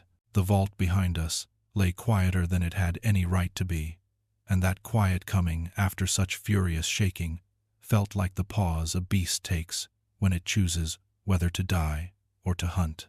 Steady, I said again, because your legs trembled and mine were not much better. This way, sir. Mind the step. The old stairs were worn away and slick, and the tunnel was low enough that we had to stoop. Every few feet, water dripped from the arches with that steady patience that has outlasted generations. Beneath the drip-drip I listened for the muffled howling, for the faint vibration that had become as familiar to me as my own pulse. But there was nothing. No scrape, no groan, no bestial note. Only silence and our breathing, and the slow, reluctant scrape of our boots on stone. It was in that uneasy hush that the thought came back to me. Perhaps you had seen the last dying struggle. Perhaps, after decades of starvation, after one final frenzy triggered by the smell of fresh blood, the thing had spent itself. Perhaps the natural laws governing such horrors had taken their quiet revenge. Too much effort may be fatal to them as to us, I had said, and I wanted desperately to believe I had spoken wisdom rather than comfort. I wanted the universe, for once, to be fair. But fairness is a word men invented for daylight. We reached the lower bend of the passage and began the slow ascent toward the cemetery vaults above, toward air that had been touched by the sun. For a moment I allowed myself to picture the morning, a clean sky, a bird's thin song, Mr. Gerald's stiff gratitude as he convinced himself the nightmare had ended. I even imagined telling my son Paul that the legacy might not be his after all, that he might get to live a young man's life without the shadow of this crypt stretching across it. That was when it happened. With a roar and a howl, the thing was upon us out of total darkness. It was not a visible shape at first, not claws or fangs or anything the mind could neatly label and fight. It was presence violent, sudden, overwhelming. The lantern light jerked wildly in my hand. Instinctively, you drew back as it came, and every object in the narrow passage seemed to rattle from the reverberation. For an instant the air itself trembled as if struck by something immense, moving too close and too fast. Then, just as abruptly, it was by. The power car shot past like a black projectile, its headlight, a hard white glare blasting the stone walls and turning the dampness into glittering needles. The wind of its passing slapped our faces. Its wheels made a clackety-clack that hammered through the tunnel like a mechanical heartbeat. Lighted windows flickered past like frames of film on a badly connected projection machine. A blur of faces, pale and indifferent. A pair of lovers pressed close on a bench. A weary man staring at the floor. An old bearded fellow in a black cap sound asleep. Conductors appeared and vanished in the glare, their uniforms momentary black splotches against the rushing light. Then red tail lamps cut through the dark and were gone, and the roar dwindled to an earthquake rumble far down the track. You stood there panting, your hand on the wall, eyes wide, trying to fit what you had felt into the shape of what you had seen. A train, yes, a subway train, ordinary. Yet nothing feels ordinary when you have just crawled out of a vault where a sealed coffin tried to shake itself free like a living heart. The 31 Express, I said quietly, because naming things can sometimes put them back in their proper size. From the battery on time to the minute, too. It's the last, you know, until nearly dawn. Ahead, a narrow door set into the tunnel wall stood open, spilling a faint electric glow. Fearing the darkness behind us more than the light ahead, we moved toward it. Inside was a small room crowded with apparatus, switches, coils, curious mechanisms, charts and graphs, piles of documents. Dominating all was a great black board on which a luminous worm seemed to crawl, inching along past dotted lines labeled with station names and numbers. 49th Street, 52nd, 58th, 60th. The worm glowed pale green as it crept. My friend was there, Inspector Craig, though once he had been Professor Gordon Craig at the Natural History Museum. He watched the board as if it were a living thing. He spoke into a telephone briefly. Words I could not catch because the last echoes of the train still rang in my ears. You occupied the interval by staring about, and I could see your mind trying to reorganize itself around the fact that beneath a city's ordinary life existed rooms like this, men like him, and work that could not be spoken of in daylight. That board, you said faintly, nodding at the crawling light. What is it? A new wrinkle, Craig replied, and there was a tired pride in his voice. Lord, I don't dare think what it cost to install. It's not just a chart, you know. It actually records. He moved closer, and the worm's glow threw strange shadows across his face, invisible lights, the sort of things that open speakeasy doors and rich men's garages, pairs of them spaced about every 25 yards along 5 miles of tunnel. He said it like a man reciting a budget, but the implication made my stomach tighten. 5 miles, 25 yards. You can figure that out on paper, and the total you get will seem hardly believable.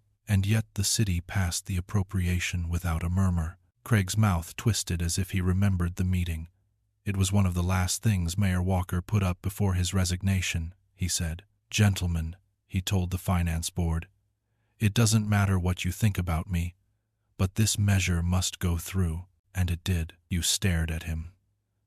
Do you mean, you asked, and your voice sounded wrong in that cramped room, this goes back to Walker's time? Craig laughed, but it was a strange laugh that died eerily amid the tunnel's echoes. To his time? He gasped. Man, Walker hadn't served his first term when this started. It goes back to World War days, and even before that. He spoke of it as this thing, never naming it. People who live with horror learn that names give shape, and shape invites thought, and thought invites madness. The wreck of the train, he said slowly.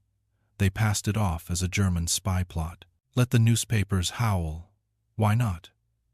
We were as good as in the war anyhow. But if we told the people of New York what really wrecked that subway train, why, the horrors of Chateau Thierry and Verdun put together wouldn't have equaled the shambles a rioting city would make of itself. People couldn't stand the thought of it. The silence after that was worse than the roar of the express had been. Only the drip of water somewhere out in the tunnel broke it, and the faint crackling of the indicator board as the glowing worm crawled onward. You looked sick. I felt sick. Craig watched us with the bleak patience of a man who has spent years learning what other men cannot bear to learn. They'd go mad if they knew, he said softly. And sometimes I wonder why we don't go mad down here. We who do know and have to face it night after night, year after year. I think it's only because we don't really face it, objectively. We don't define it in our minds. We just call it them, or one of them. We let it hang in the air. Because if we ever really brood on what they are, it would be all over for us. The luminous worm crawled past another station name. Craig's eyes followed it like a sentinel watching a border. Beyond 120th Street, he said, things are pretty safe. When the train reaches that point, you'll see a green light flash all clear. Though that doesn't mean absolute safety. It's just the farthest reach of their activities. So far, so far.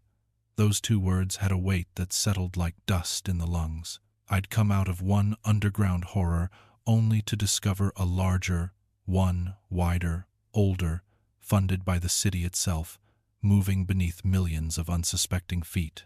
Above, dawn was gilding skyscrapers. Down here, Men listened to darkness as if it were a language, and prayed, in their own way, never to become fluent. They may extend their activities at any time, Craig went on, and the way he said it flatly, without drama, was worse than a shout. So far they haven't. There seems to be something circumscribed about their minds. You know, creatures of habit. That must be what's kept them in this one little stretch of tunnel, with all the vast interlocking network of the subway to roam if they chose. I can't think of any other explanation, unless you want to get into the supernatural and say it's because they're bound to this particular locality by some mystic law, because it's lower than the other tunnels, chiseled far down into the basic bedrock of Manhattan, and so near to the East River you can almost hear the water lapping on quiet nights. Or maybe it's just the awful dankness that suits them, the fungoid moisture, the miasmic darkness. At all events, they don't come up anywhere else except along this stretch. And we've got the lights and patrol cars and three-way stations like this one, with 10 men on constant duty from dark till dawn.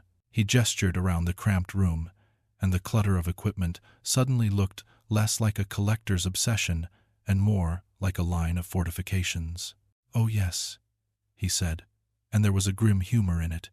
"It's quite a little army I command down here in the night watches. An army of the unburied dead, you might say.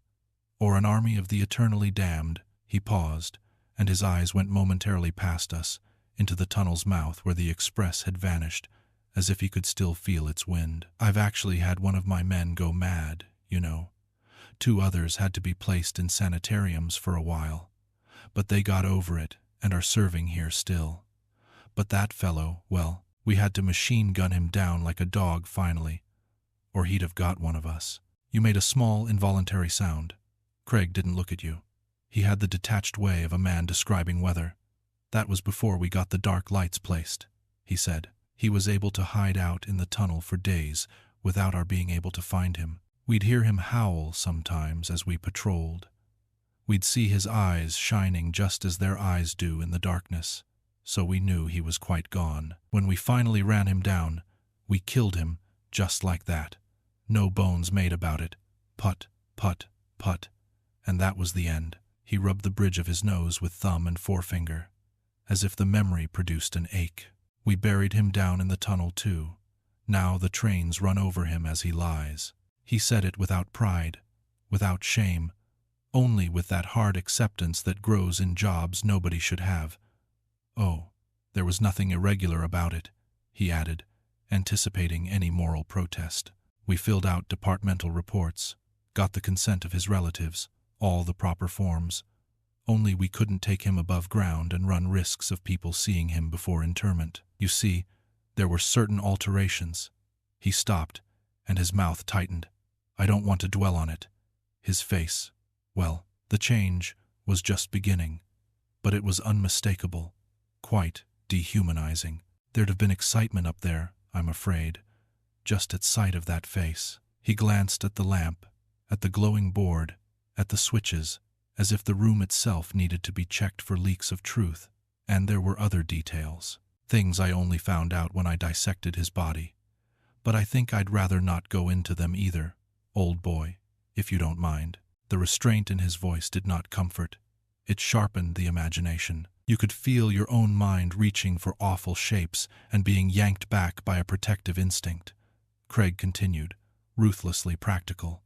"The whole point is, we have to be careful down here. That's why we have unusual working conditions.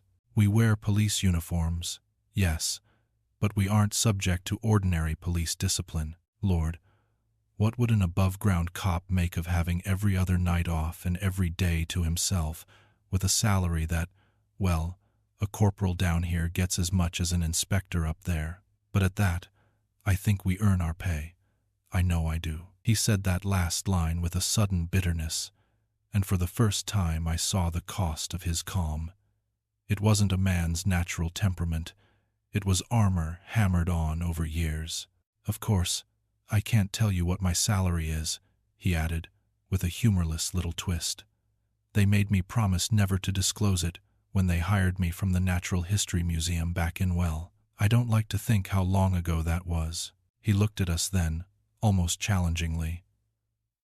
I was Professor Gordon Craig in those days, you know, instead of Inspector Craig of the NYPD. I'd just returned from Carl Akeley's first African expedition after guerrillas. That detail guerrillas hit like a slap of normality, and yet it made the room colder. Guerrillas were known. Guerrillas belonged to a world of sun and dust and museum cases. Down here, the word sounded like a poor joke. Craig's eyes didn't laugh. That was why they brought the thing to me, he said, for examination. After that first big wreck in the subway that had only been open less than a year, he spoke quietly now, and the black tunnel beyond the door seemed to lean in to listen. They found it pinned down in the wreckage, he said, screaming in agony from our lights on its dead white eyeballs. It seemed to have died from the lights as much as from anything else. Organically, it was sound enough, save for a broken bone or two.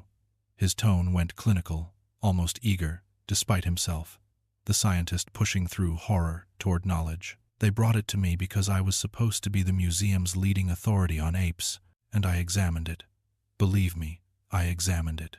You could tell he meant that in the way a priest means confession, thoroughly, obsessively, beyond the limits of health. I went 6 days and nights without sleep or even rest, he said, analyzing that dead corpse down to its last rag and bone and hank of hair. No scientist on Earth ever had a chance like that before, and I was making the best of it. I found out all there was to be found before I collapsed over my laboratory table and had to be taken to the hospital. His fingers tapped once on the edge of the cabinet beside him, as if punctuating a summary report.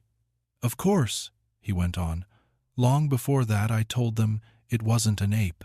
There was vaguely anthropoid structure, all right, and the blood corpuscles were almost human, quite shockingly so.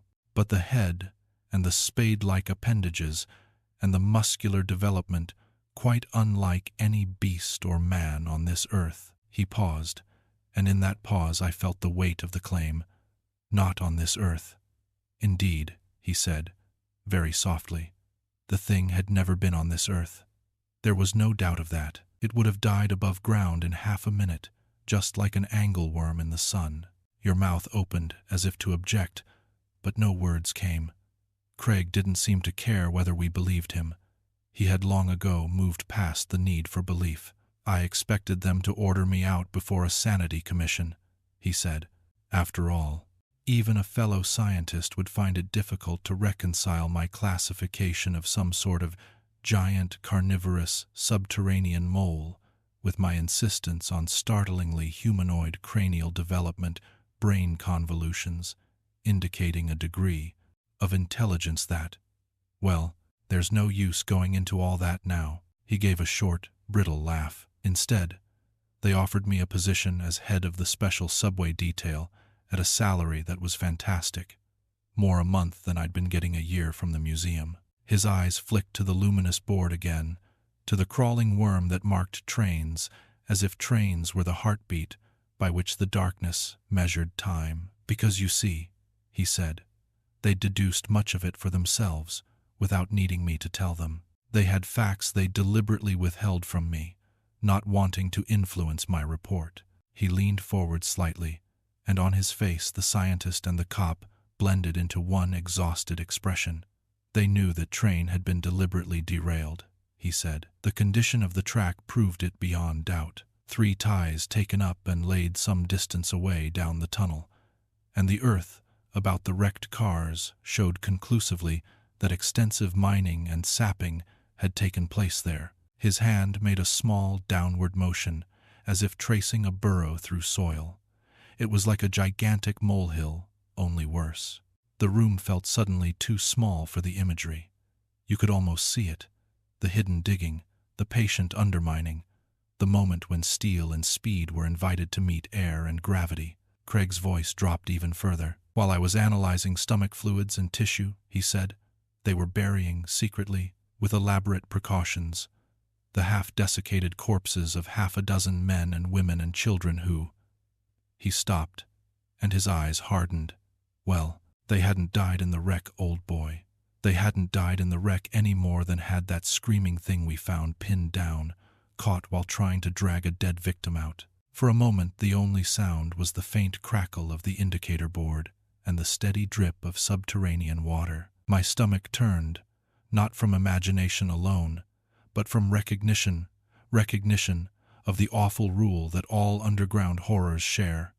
They work while people are distracted, and they feed on the assumption that the world is reasonable. "God," Craig said, and it sounded like an involuntary breath. What a shambles that place must have been before the wrecking crews got there. Mercifully, there was total darkness. The poor devils who were merely injured never knew what went on in the Stygian depths around them. A few gibbered afterward about green eyes and claws, but of course it was set down to delirium. He looked at you as if weighing whether to offer a final cruelty. "Even one man," he said at last, "who had his arm chewed half off. Surgeons amputated the rest and told him he'd lost it in the wreck. He's walking the streets today, blissfully ignorant of what nearly happened to him." You sat very still. You could almost hear above-ground life in your memory newspapers, laughter, streetcars, breakfast trays, and it all seemed suddenly like a performance staged over a trapdoor. Craig watched the board's crawling light and spoke with a tired certainty that made my skin prickle. "Oh, you'd be surprised," he said softly, "how you can hush a thing up if you've got a whole city administration behind you. And believe me, we did hush matters up. No newspaper reporter was ever allowed to see the wreck," Craig said, not bothering to hide the contempt in his voice. "Freedom of the press or no freedom of the press. The government wanted to appoint a commission to investigate. We squashed it. And by the time the crews had cleaned out the smashed cars and removed the last victim, the special subway detail had gone into action hours. It's been on steady duty ever since, for the last 20-odd years. We had a terrible time at first. Of course, all these modern improvements weren't available then. All we had were lanterns and guns and handcars with which to patrol nearly 5 miles of tunnel. It was Mrs. Partington sweeping back the sea all over again, only worse. A handful of puny mortals against hell itself in the eternal darkness of those long, gloomy tubes far below the city. He said it with the calm of a man who has repeated the story so often that each line has been filed into its proper slot. But nothing about his eyes was calm. They were too awake. They had the hard shine of quartz, like a man who sleeps lightly because he cannot trust the dark. "There were no more wrecks after we took over," he added. "I'll say that much. Oh, an accident or two. How could we prevent them? But no more. Deliberate ones." He leaned back in his chair, and the springs gave a small complaint. "We did everything we could think of. Everything a modern city could imagine and still keep its pride intact." He began listing the attempts, and the list would have been comic if it were not so desperate. Once we sank a shaft 50 feet deep where we'd seen queer disturbances beside the tracks and heard queer sounds. Once we blocked both ends of a mile stretch and filled it with poison gas. Once we dynamited it. Why go on? It was all useless, utterly useless. We couldn't get to grips with anything tangible. The problem wasn't only strength. It was contact. It was like fighting a war against a country that refused to remain on the map long enough to be invaded. We'd hear sounds sometimes on our long, dismal patrols, our lanterns mere pinpricks in vast old concrete vaults. We'd catch glimpses of glinting eyes far off. We'd find fresh earth piled up where only a moment before there had been hard-packed cinders and gravel. Once in a while we fired our guns at something whitish and half-seen, but there'd be only a tittering laugh in answer, merciless and savage as that of a hyena, dying away into the earth. The way he described that laugh made my scalp prickle. In my own vault, horror had been sealed behind metal. Down here, horror moved, hid, listened, and mocked. 1,000 times I was tempted to chuck the whole thing, Craig admitted, and his voice grew almost human for a moment, almost weary.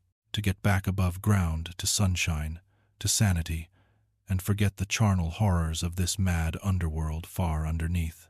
And then I'd think of the helpless men and women and children riding the trains, unsuspecting through the haunted dark, with evil out of the primeval dawn burrowing beneath them for distraction.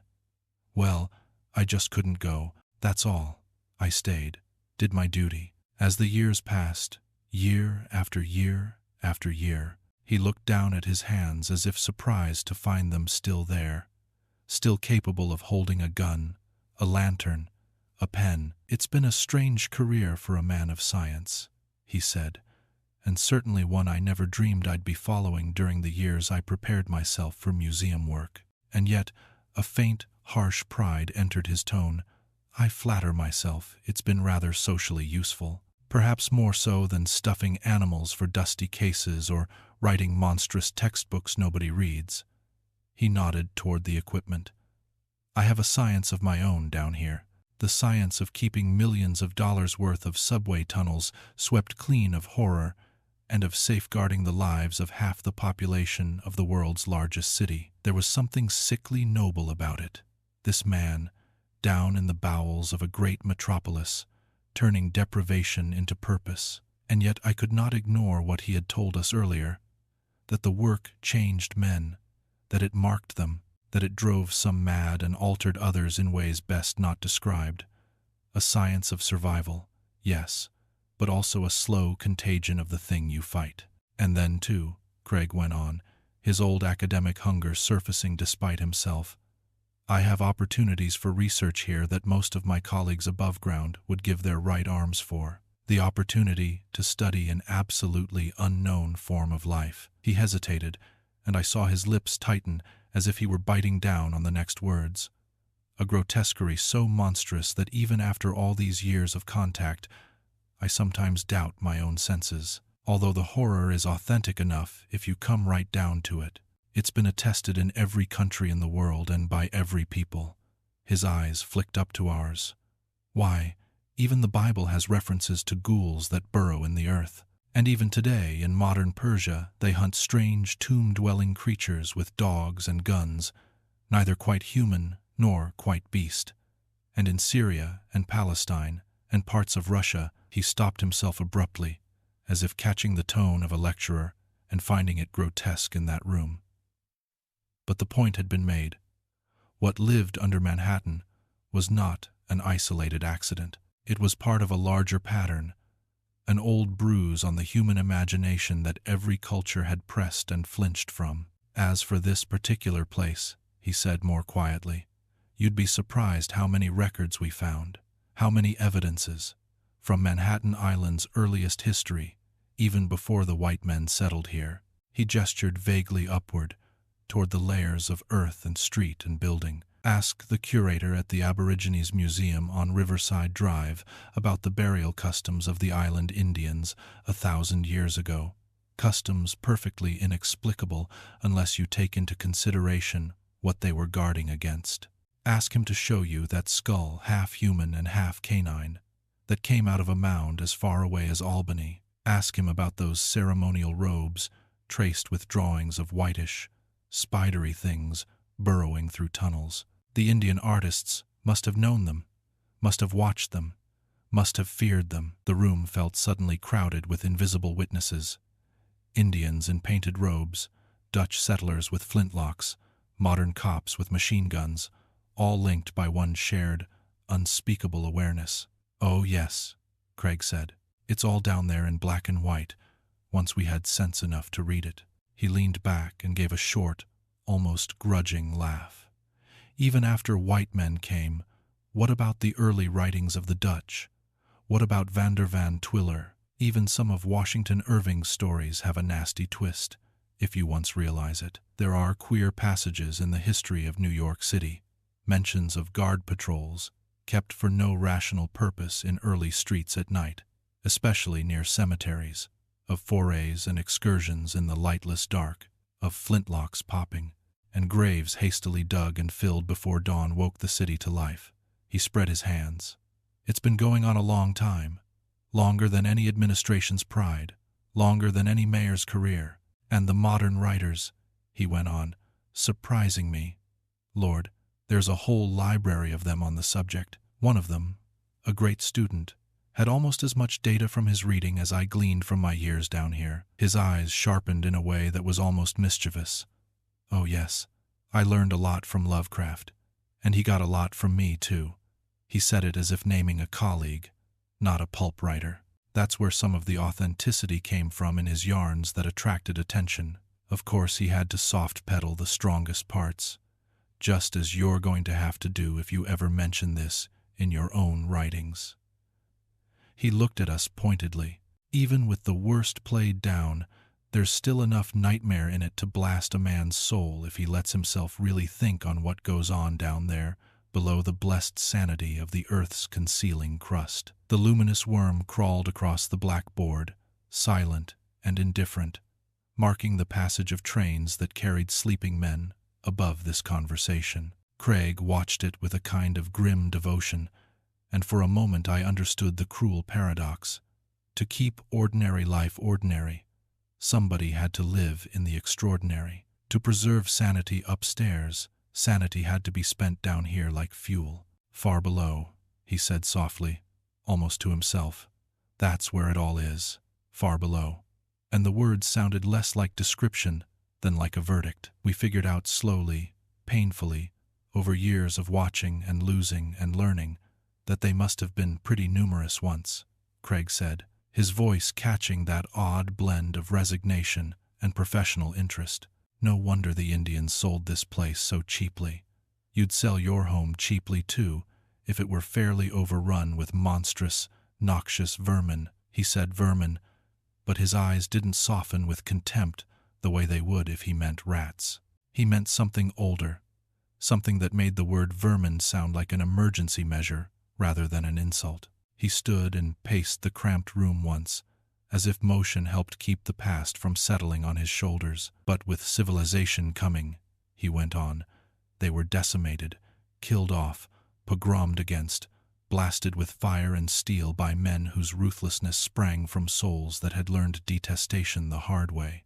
Men who slew and kept silent about their slaying, lest their fellow men think them mad. He stopped by the doorway and stared into the tunnel's darkness as if he could see those early settlers moving with lanterns and muskets, working by night, burying evidence by dawn, until finally the blasted remnant went far underground, he said, burrowed down like worms to charnel depths that, well, we dare conjecture, but we think there's some fault in the basic bedrock of the island, some monstrous cavern whose edge this lowest of all the subway tunnels taps. That's how they get through into the tubes. He spoke that last word, tubes, as if the subway were not a proud feat of engineering, but a set of feeding channels accidentally dug into an ecosystem that should not exist. Oh, it took us a long time to find all that out, he said, coming back to the board where the luminous worm crawled. At first, we thought we had to patrol the whole system. We had guards under the river, over in Brooklyn, Queen's God. We were everywhere. We were afraid they'd get into upper levels, even into the very streets of Manhattan during the pre-dawn hours. We had half the police department down here in those days. He gave a short, bleak chuckle. Even the mounted force, he said. Yes, indeed. He shook his head, as if the memory were both absurd and awful. God knows what a trained police horse would do if it ever came face to face with one of those things. Horses were faster than the handcars we used then, you see, and could cover more territory. But time teaches you where to aim your fear. As the years went on, we got things pretty well localized. He tapped a finger on the board where the dotted lines marked stations like ribs on a spine. It's only in this one stretch that the danger is, he said, and only here in certain hours of the night. Don't ask me why they never come up in daylight, for it's always night down here, hundreds of feet below the surface. Maybe it's the constant passage of trains. They shuttle by at 2-minute intervals all day long. Until the Broadway theaters close, there's noise, vibrations, light. Only for about 4 hours of the night is there a lull, when long miles of tunnel are lifeless and deserted and silent, when anything could come and go at will and not be seen. And so it's only during those hours we really worry. He said worry, but the effort of understatement made it worse. I could picture it, the city asleep, the trains reduced to a handful of ghostly runs, and beneath that diminished rhythm, the better attuned rhythm of claws in gravel, of earth shifting, of hidden things rising toward the tracks like hunger toward warmth. You see, Craig continued, it's only now that we're vigilant and ready. He drew a slow breath. Although, of course, it's no longer warfare. He met our eyes then. You understand, we hunt them now. They don't hunt us anymore. The confidence in that line should have comforted me. Instead, it made my stomach tighten, because confidence down here was never free. It was bought with equipment, with bodies, with secrecy, with men's nerves. We run them down, he said, and his voice hardened, howling with terror. Kill them, or capture them, as we will. Oh yes, you said before you could stop yourself. Capture? Craig nodded as if he'd been waiting for that question. A half-dozen times we've had a sort of mad Bronx zoo of our own, he said. Or perhaps it would be more accurate to say, Madame Tussaud's Chamber of Horrors. He crossed to a filing cabinet and laid a hand on it, as if touching a coffin of paper. I have cages in my laboratory. There have been times when it seemed judicious for influential people above ground to realize directly how important our work is. When we had a stubborn skeptic, a budget hawk, a politician who thought we were lining our pockets with fairy tales, we took him in there, handed him a flashlight, and let him train it himself on what was penned in total darkness. Craig's mouth twisted. Then we stood by to catch him when he fainted. He delivered that with a kind of harsh humor, but there was bitterness in it too. You could see the contempt he felt for the world above that demanded proof but could not handle it, that held money tighter than fear until fear was made visible. A lot of officials have been down here, he said. Why not? They couldn't possibly speak of the experience afterward. They'd just be locked up as lunatics, if they did. He sat again, suddenly looking older. It made them more liberal about funds, he admitted. The menagerie was a great success, in that sense. Only we couldn't keep it going very long at a time. His fingers tightened on the chair arm. We'd get soul-sick from proximity. There's no putting up with them for any length of time. He paused, and the pause felt like he was letting the word soul-sick expand into something you could feel in the lungs. It's not so much the appearance of them, he went on, or even what they eat. We got an unlimited supply of that from the city morgue. He said it flatly, as if refusing to decorate it with shame. To anyone who's spent half his life in dissecting rooms, that might not even be the worst of it. But there's a sort of cosmic horror the things exude beyond description. You just can't breathe the same air with them and stay sane. In the end, we'd have to gun them and throw them back underground to their friends and neighbors. He leaned forward, eyes narrowed, as if seeing again the way the cages had sat in the lamplight like crude answers to an impossible problem. Apparently, he said, at least we opened the shallow graves a few days later, and there'd be only an odd bone or two there. He gave a small shrug that did not conceal disgust. And yes, we kept some alive in order to study their habits. I filled 2 volumes with notes. My successors will carry on the fight when I'm gone. The luminous worm on the board crackled faintly as it crawled past another station label, indifferent to the confession in the room. Craig watched it for a moment, with a gaze that looked almost tender, as if trains were the last honest thing here, simple machines, obeying timetables, never knowing what they ran above. Oh yes, he said quietly, it'll always have to be carried on, I fear. There's no possibility of ever wiping them out. All we can do is hold our own. He spread his hands as if laying out a brutal equation. The fight will go on so long as this particular tunnel is occupied, he said. Can't you just see the city fathers consenting to abandon $20 million worth of subway tunnels? I'm sorry, gentlemen, they'd say, but you see, the place is infested with. He broke off and gave a soft, ugly laugh. God, what a laughingstock anyone would be who even suggested that above ground. His eyes went distant. Why, even on our own furloughs, he said, when we walk sunlit streets among our fellow men, with God's blue sky above and God's clean air about us, Even we wonder whether all this foulness isn't just a bad dream. He looked down at his hands again, as if checking whether they were still human. It's hard up there to realize what can go on down in the crepuscular earth, the mad, knowing, eternal darkness far below. The telephone rang then, sharp and abrupt, and the sound snapped the room back into the present like a hook yanking a line taut. Craig stared at the phone as if it were an accusation, then reached for it slowly. "Hello," he said, and listened, his face tightening with each syllable he heard on the other end. I watched the indicator board while he spoke, and at first I thought my eyes were playing tricks. The glowing worm was gone. In its place, a single-minute spark kept flicking oddly, on, off, on again, at the same label, over and over. 79th Street, 79th, 79th. My stomach hardened. Craig hung up at length and stood. "Queer," he said softly. "Very queer indeed."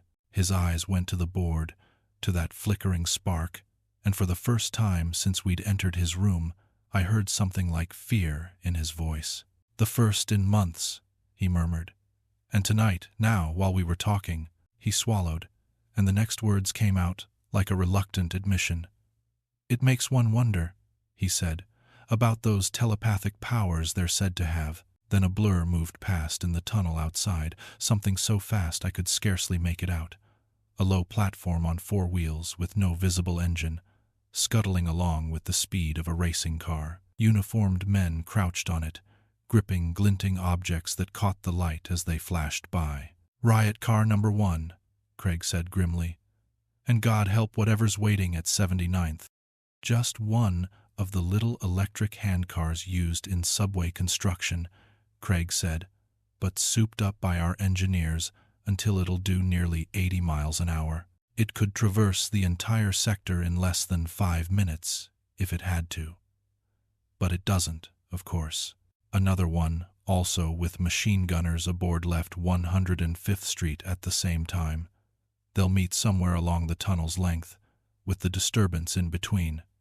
Let's listen to them. He crossed the room with the sudden, practiced speed of a man whose body had learned to move before his mind finished thinking. His hands flicked over switches and adjusted dials as if the apparatus were an old instrument he could play in the dark. A faint burr and crackle rose from what looked like an old-fashioned radio amplifier mounted on a cabinet, and then a thin, uncanny clarity slid into the room, sound made intimate by wires.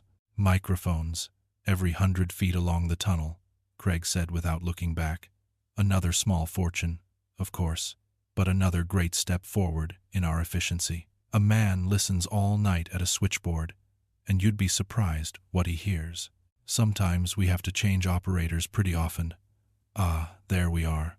Microphone number 290, approximately 1,000 feet below one of the busiest corners in the metropolis, even at this hour." At first, there was only the low hiss of circuitry and the distant, familiar drip of water amplified into a slow, obscene heartbeat.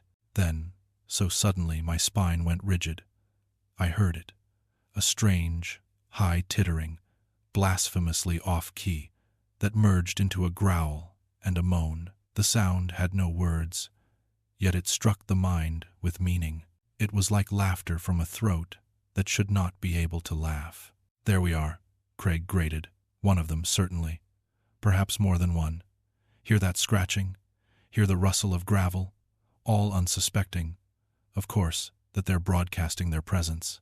Unaware that we modern human beings have got ourselves a few supernatural powers of our own nowadays." On the speaker the sound shifted closer, then farther, like something moving fast in the dark. I pictured pale bodies pressed low to the tunnel floor, limbs too long, heads tilted, eyes bright as wet stones. I told myself I was letting Craig paint pictures in my head, but the tittering made my hands turn cold anyway. "From both directions," he went on, "death is sweeping down upon them on truckling wheels, but a little moment more and, hear that shriek?" A piercing cry burst through the speaker, sharp enough to make you flinch. It did not sound like an animal. It did not sound human, either. It sounded like something that had learned to imitate human pain without ever understanding why pain mattered. And under it, suddenly, the frantic scuffle of flight. Gravel kicked, claws scraping, a skittering rush. "That means they've sighted one of the cars," Craig said, his voice tight with a fierce satisfaction that should not have existed in a man of science, and yet did. "They're fleeing madly along the tunnel now. Listen, listen. The voices get fainter. And now, yes, now they double back." He leaned closer, eyes bright. "The other car. They're trapped, caught between them. No time to dig, no time to burrow down into their saving Mother Earth like the vermin they are." His hand clenched on the cabinet edge. The room seemed to pulse with sound shriek, scratch, the frantic slap of something moving too fast for its own body. Then, through the speaker, another change. A sudden chorus of higher shrieks, as if several throats had found one note of terror and ridden it together. "No, no, no," Craig whispered harshly, and his teeth showed for an instant in a grin that was almost bestial. "You devils! We've got you!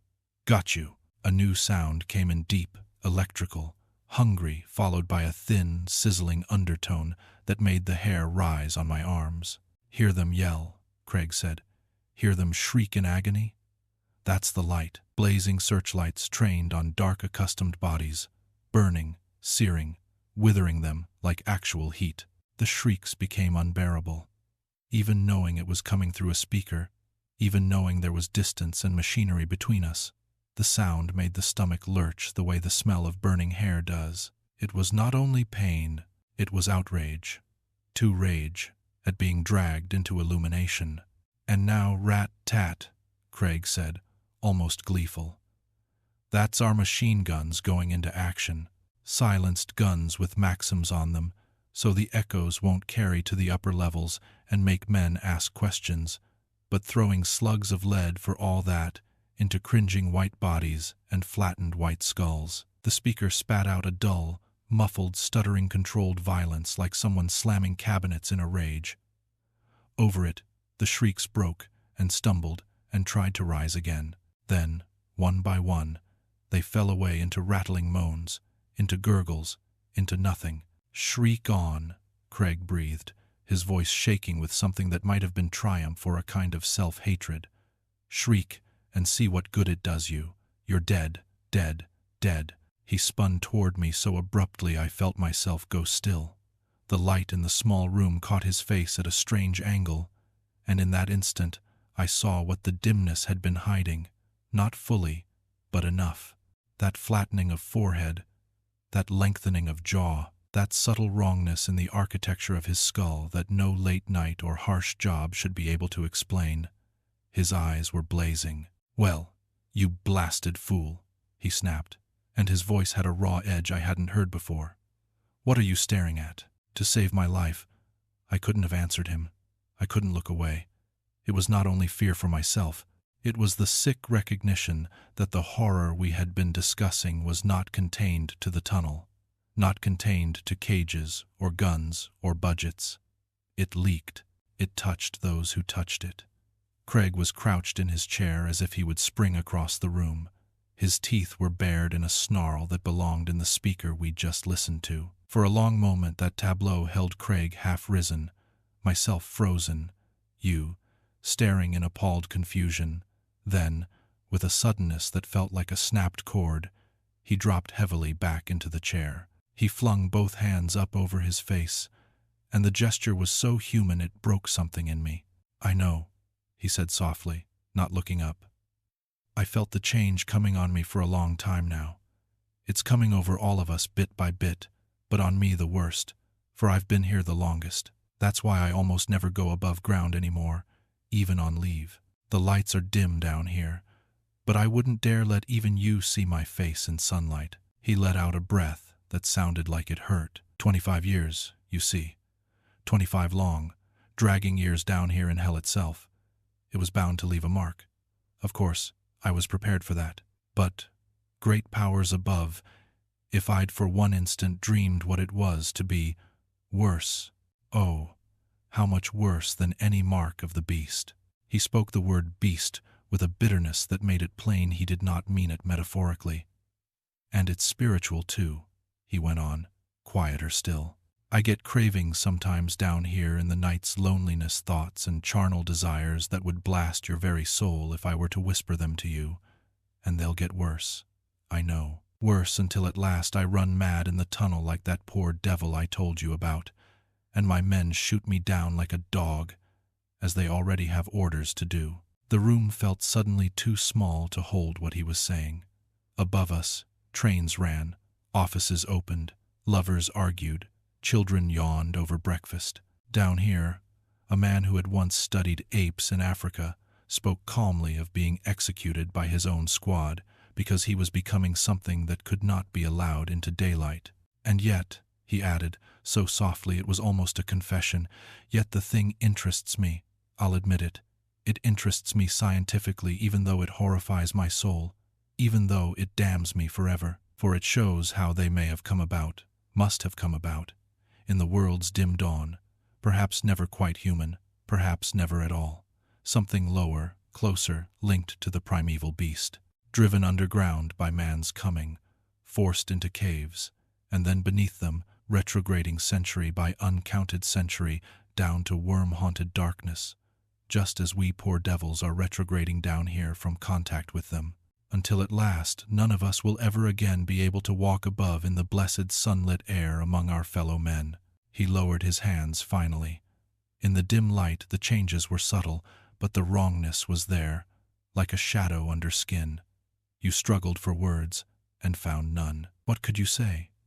Congratulations, condolences, thank you for your service. From far off in the tunnel came the roar of another train, different, heavier, and then the brief rattling of objects in the room, the same shiver we'd felt earlier. With a roar and a howl, something passed again outside, and then the clackety-clack returned like punctuation. The 415 Express, Craig said heavily, his voice returning to duty as though duty were the only language left. From the Bronx, safe and sound. You'll notice its occupants, all unsuspecting of how they were safeguarded, of how they'll always be safeguarded.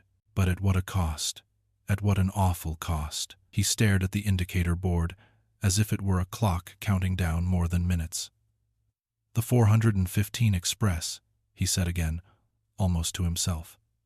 That means it's dawn, you know, in the city overhead. Rays of the rising sun are gilding the white skyscrapers of Manhattan. A whole great city begins to wake to morning life. But there's no dawn for us down here. There'll never be a dawn for poor lost souls down here in the eternal dark far below. They wouldn't be staying in this here canyon if I was you, mister, the old man said. And I looked up from my map with the mild irritation one feels toward unsolicited advice. His voice had that mountain rasp that comes from years of cold air and few words. His beard was gray and untrimmed, his hat pulled low, and his eyes oddly kept drifting toward the shadowed notch between the slopes, as if he expected something to step out and wave. I'd been driving since noon, and the road had narrowed to a ribbon of cracked asphalt, the kind that seems to go on only because no one has bothered to admit it should stop. The sun was still high enough to be warm, but the canyon itself lay in a cooler gloom, the trees crowding close, their branches knitting a green ceiling that felt like a lid. Why not? I asked, mainly to be polite. Is there danger? The old man spat over his beard. Some would say so, he said. But danger of what? I pressed him, half amused, half impatient. I didn't know you had wild animals in these parts. Hands on what you'd call animals, he said softly. Bears and catamounts. Why, they're all gone long ago. Clamhawks shot the last deer more'n 20 years back. But nobody ain't never shot what's in this here canyon, mister. His gaze stayed fixed on the dark throat of the place. I don't reckon nobody ever tried. Something in his tone made the skin between my shoulders tighten. Still, I told myself, you meet all kinds of people on back roads. Lonely regions breed lonely stories. Aren't you afraid to stay here then? I suggested, putting on that careful voice you use with a man you suspect might be unbalanced. He grimaced, not at me, but at his own long shadow stretching across the grass. "The sun's still up," he said. "Long as it's light. There's no safer place in these mountains than Dead Man's Canyon. It's only after dark that they come out." He lowered his voice on the last words, as if the trees might tattle.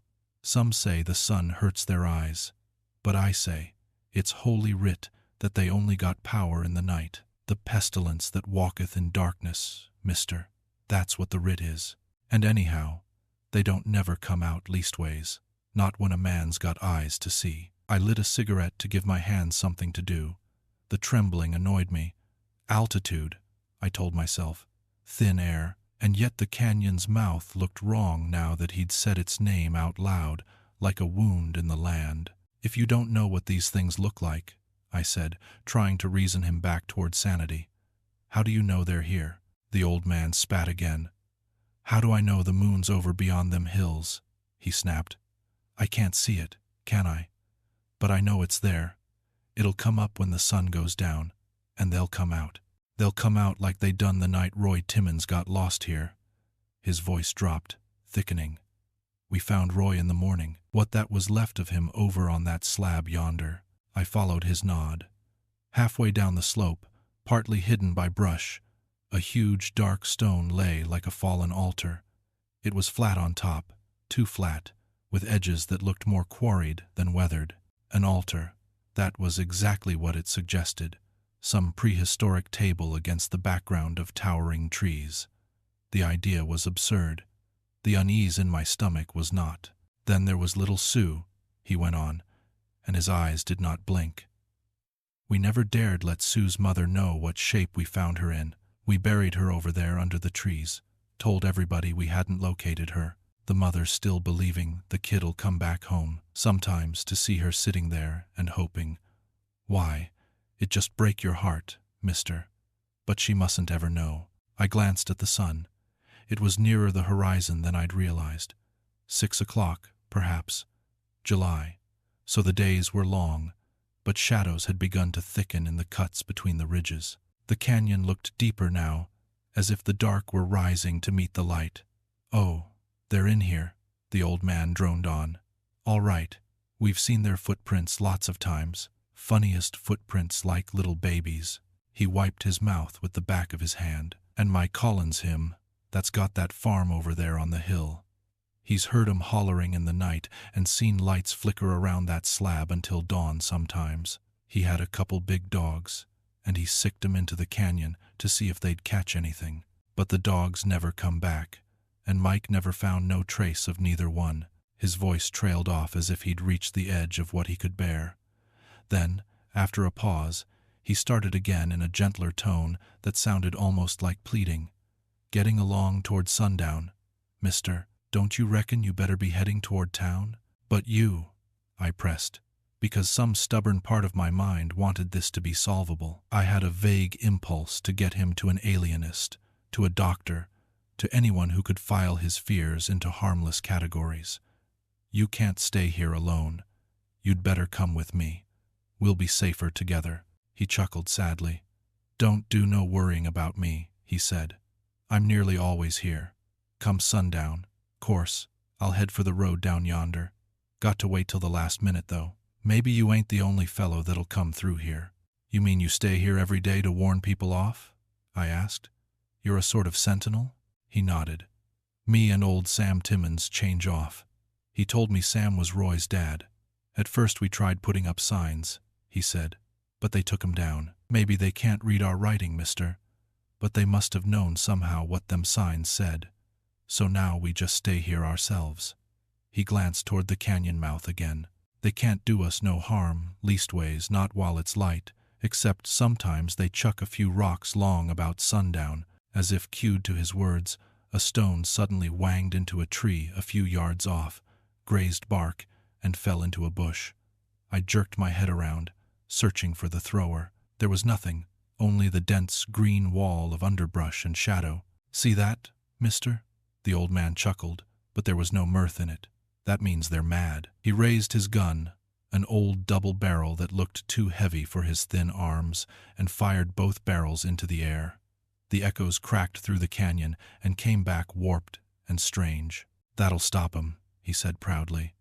They don't like guns and shooting. Scares 'em. Of course, they're extra bold now, 'cause it's getting along toward the time of the full moon." He nodded toward the sky as if the moon were already listening behind it. "Then they'll come out to dance around the old slab, and you'll see lights flickering and hear 'em holler until near dawn." He loaded the gun with hands that did not shake. "But mister, you better be getting out of here while there's time." I left him there, reloading and staring into the deepening shadows on the canyon wall, his face drawn and pale. "If only I could get one good shot at them," I heard him mutter. "Just one." The journey out was longer than I'd thought. The path was steep and ill-defined. Underbrush caught at my boots, and the smell of pine and damp earth was suddenly too strong, too close. My imagination busied itself with every rustle and crackle. As the shadows lengthened, I became sure something followed me unseen, keeping pace just beyond the corner of sight. I hurried, then outright ran, lungs burning, until I burst out onto the welcome asphalt of the road that led to town. I stood there panting under the glare of headlights from passing cars, grateful for the familiar sound of motors, grateful for anything mechanical and civilized. As I caught my breath, one of the cars drew abreast of me and halted. The driver leaned out. "See anything of an old fellow with a gun?" he asked. I made out 3 other men in the car. Their faces were pale. Rifles lay across their knees as casually as if they were fishing poles. "Yes," I said slowly. "I did. Back there in the canyon, I'll bet," the driver said, and there was a weary irritation in his tone, as if the old man were a nuisance.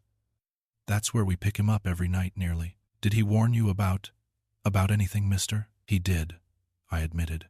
"That's old Collins's weakness," the driver noted. "Reckon it's only natural, seein' as his granddaughter got killed there only last year."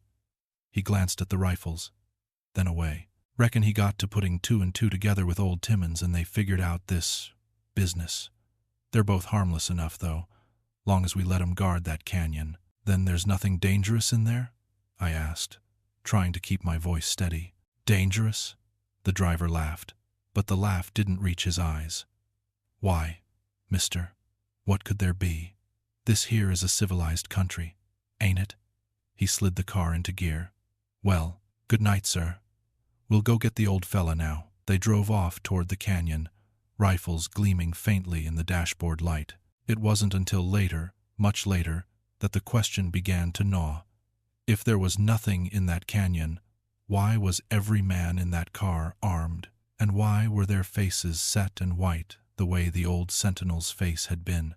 Then one day I read in a newspaper about a certain Samuel B. Timmons, age 87, who had been crushed by a falling boulder and unrecognizably mangled. It was an accident, of course, so the paper said, Dead Man's Canyon is still there, if anyone cares to make a further investigation. Not I. For my part, I had seen enough to understand that civilization is sometimes only a thin line of asphalt at the edge of the dark. "God," said the man in the white coat huskily. The hot little room was very still, almost. You might have thought that only its shadows were alive. They moved incessantly, those stark, black shadows in the candlelight. They danced and leaped and jibed against the wallpaper and the ceiling, never quiet, never resting.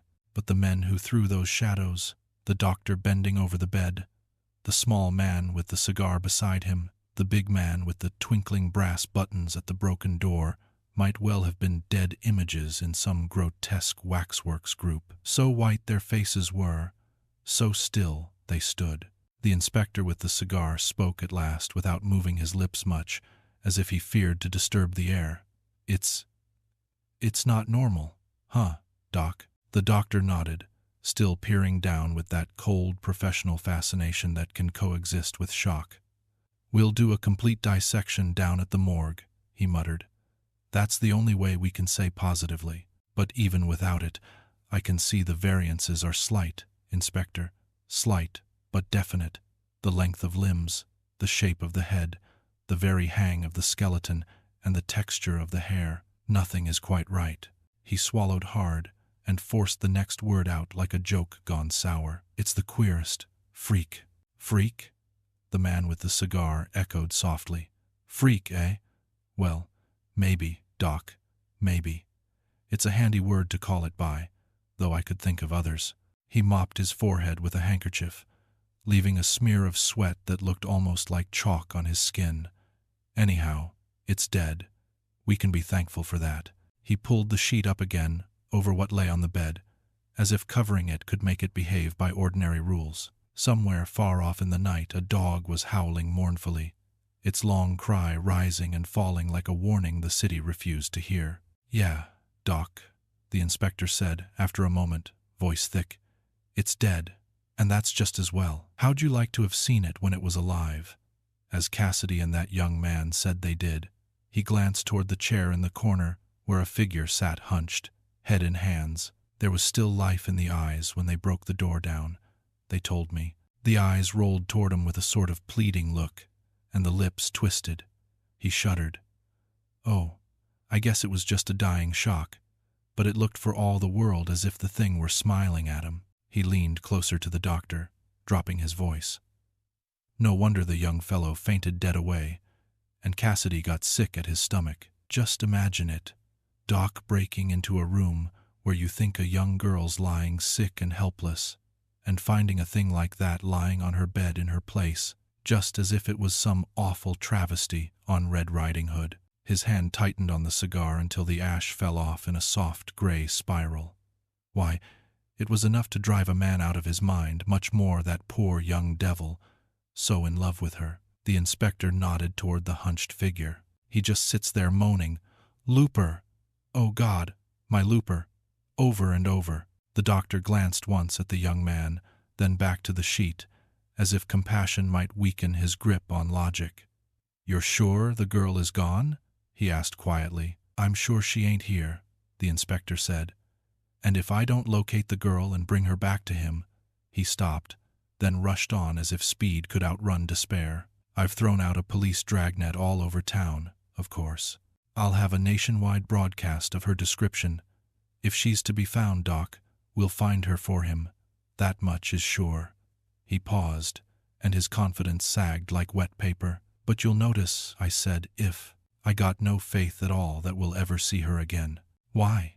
the doctor asked, though his eyes said he already feared the answer.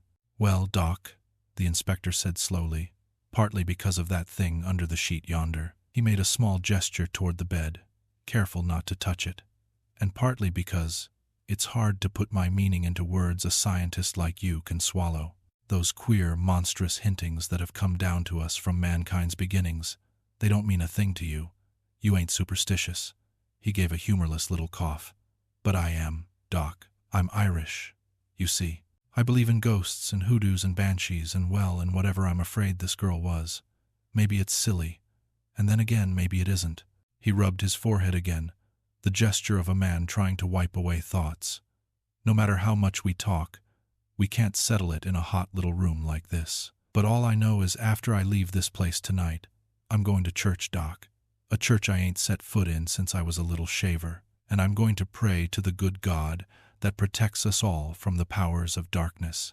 The doctor's mouth tightened. "Let's stick to evidence," he said. But it sounded less like certainty and more like a man clutching a railing. "Exactly," the inspector said quickly, grateful for something he could offer that sounded solid. "That's what I'm doing, evidence. Not just what I think or feel. Facts, Doc. Hard, concrete facts. Solid as that stiff, dead thing under the sheet." He leaned forward. "I don't just mean the fact of the girl's disappearance and the fact that something else was found dead in here after she vanished. That ain't conclusive, and I know it." He stabbed the air with his cigar like a pointer. "But here's one question you can't squirm out of, Doc.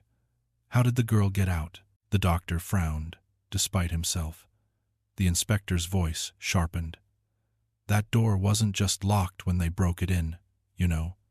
It was bolted with a bolt set on the inside, and the window was locked and shuttered too, in a way that couldn't be done from without. So, unless there's some trick exit we ain't found yet either, there's a secret passage out of this room, or else," he swallowed, "or else I'm right and you're wrong, Doc.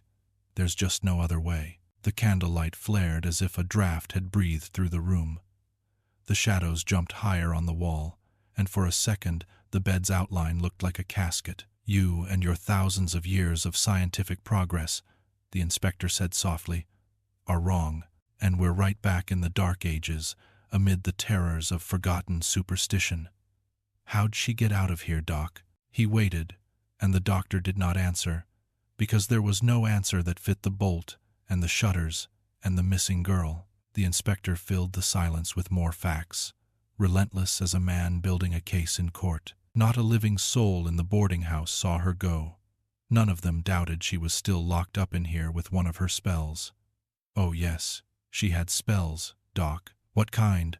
No one seems to know, because she never let anyone see her at such times.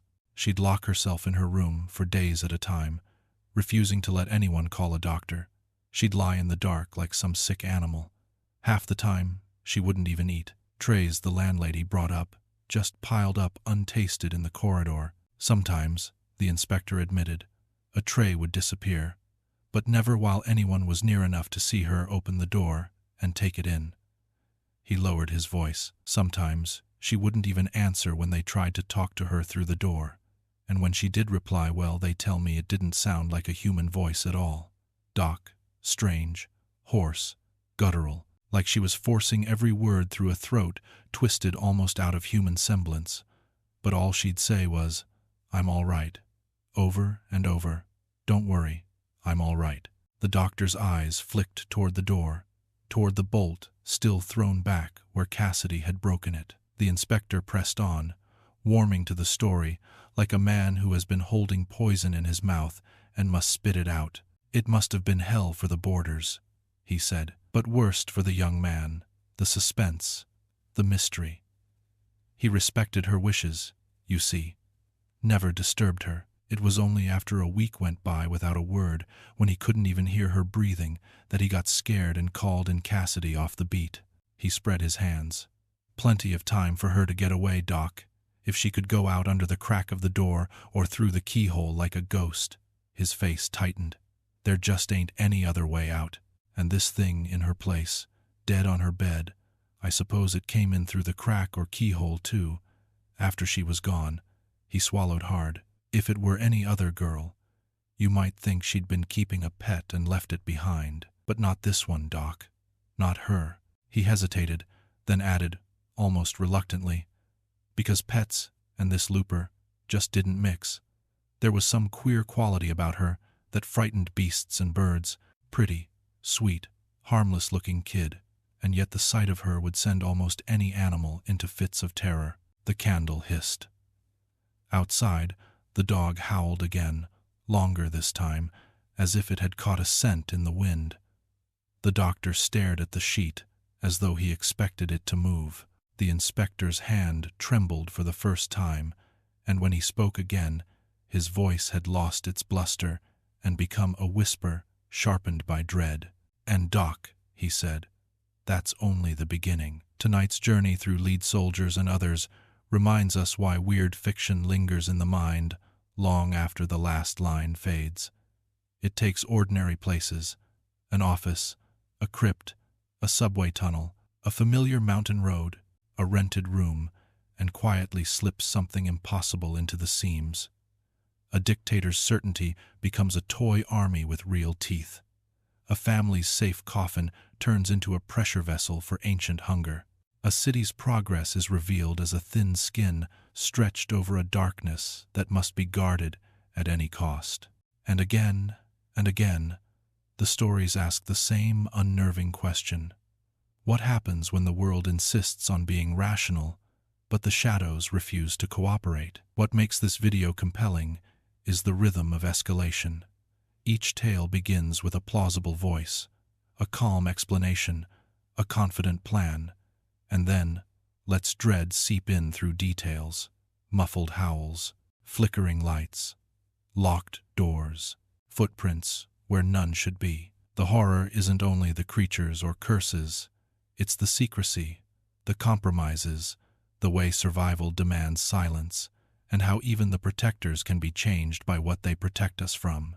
If you enjoyed this descent into eerie inevitability and slow-building terror, Please subscribe to Havelin Storytime for more strange classics, unsettling narrations, and stories that blur the line between myth and modern life. Hit the bell so you won't miss the next tale.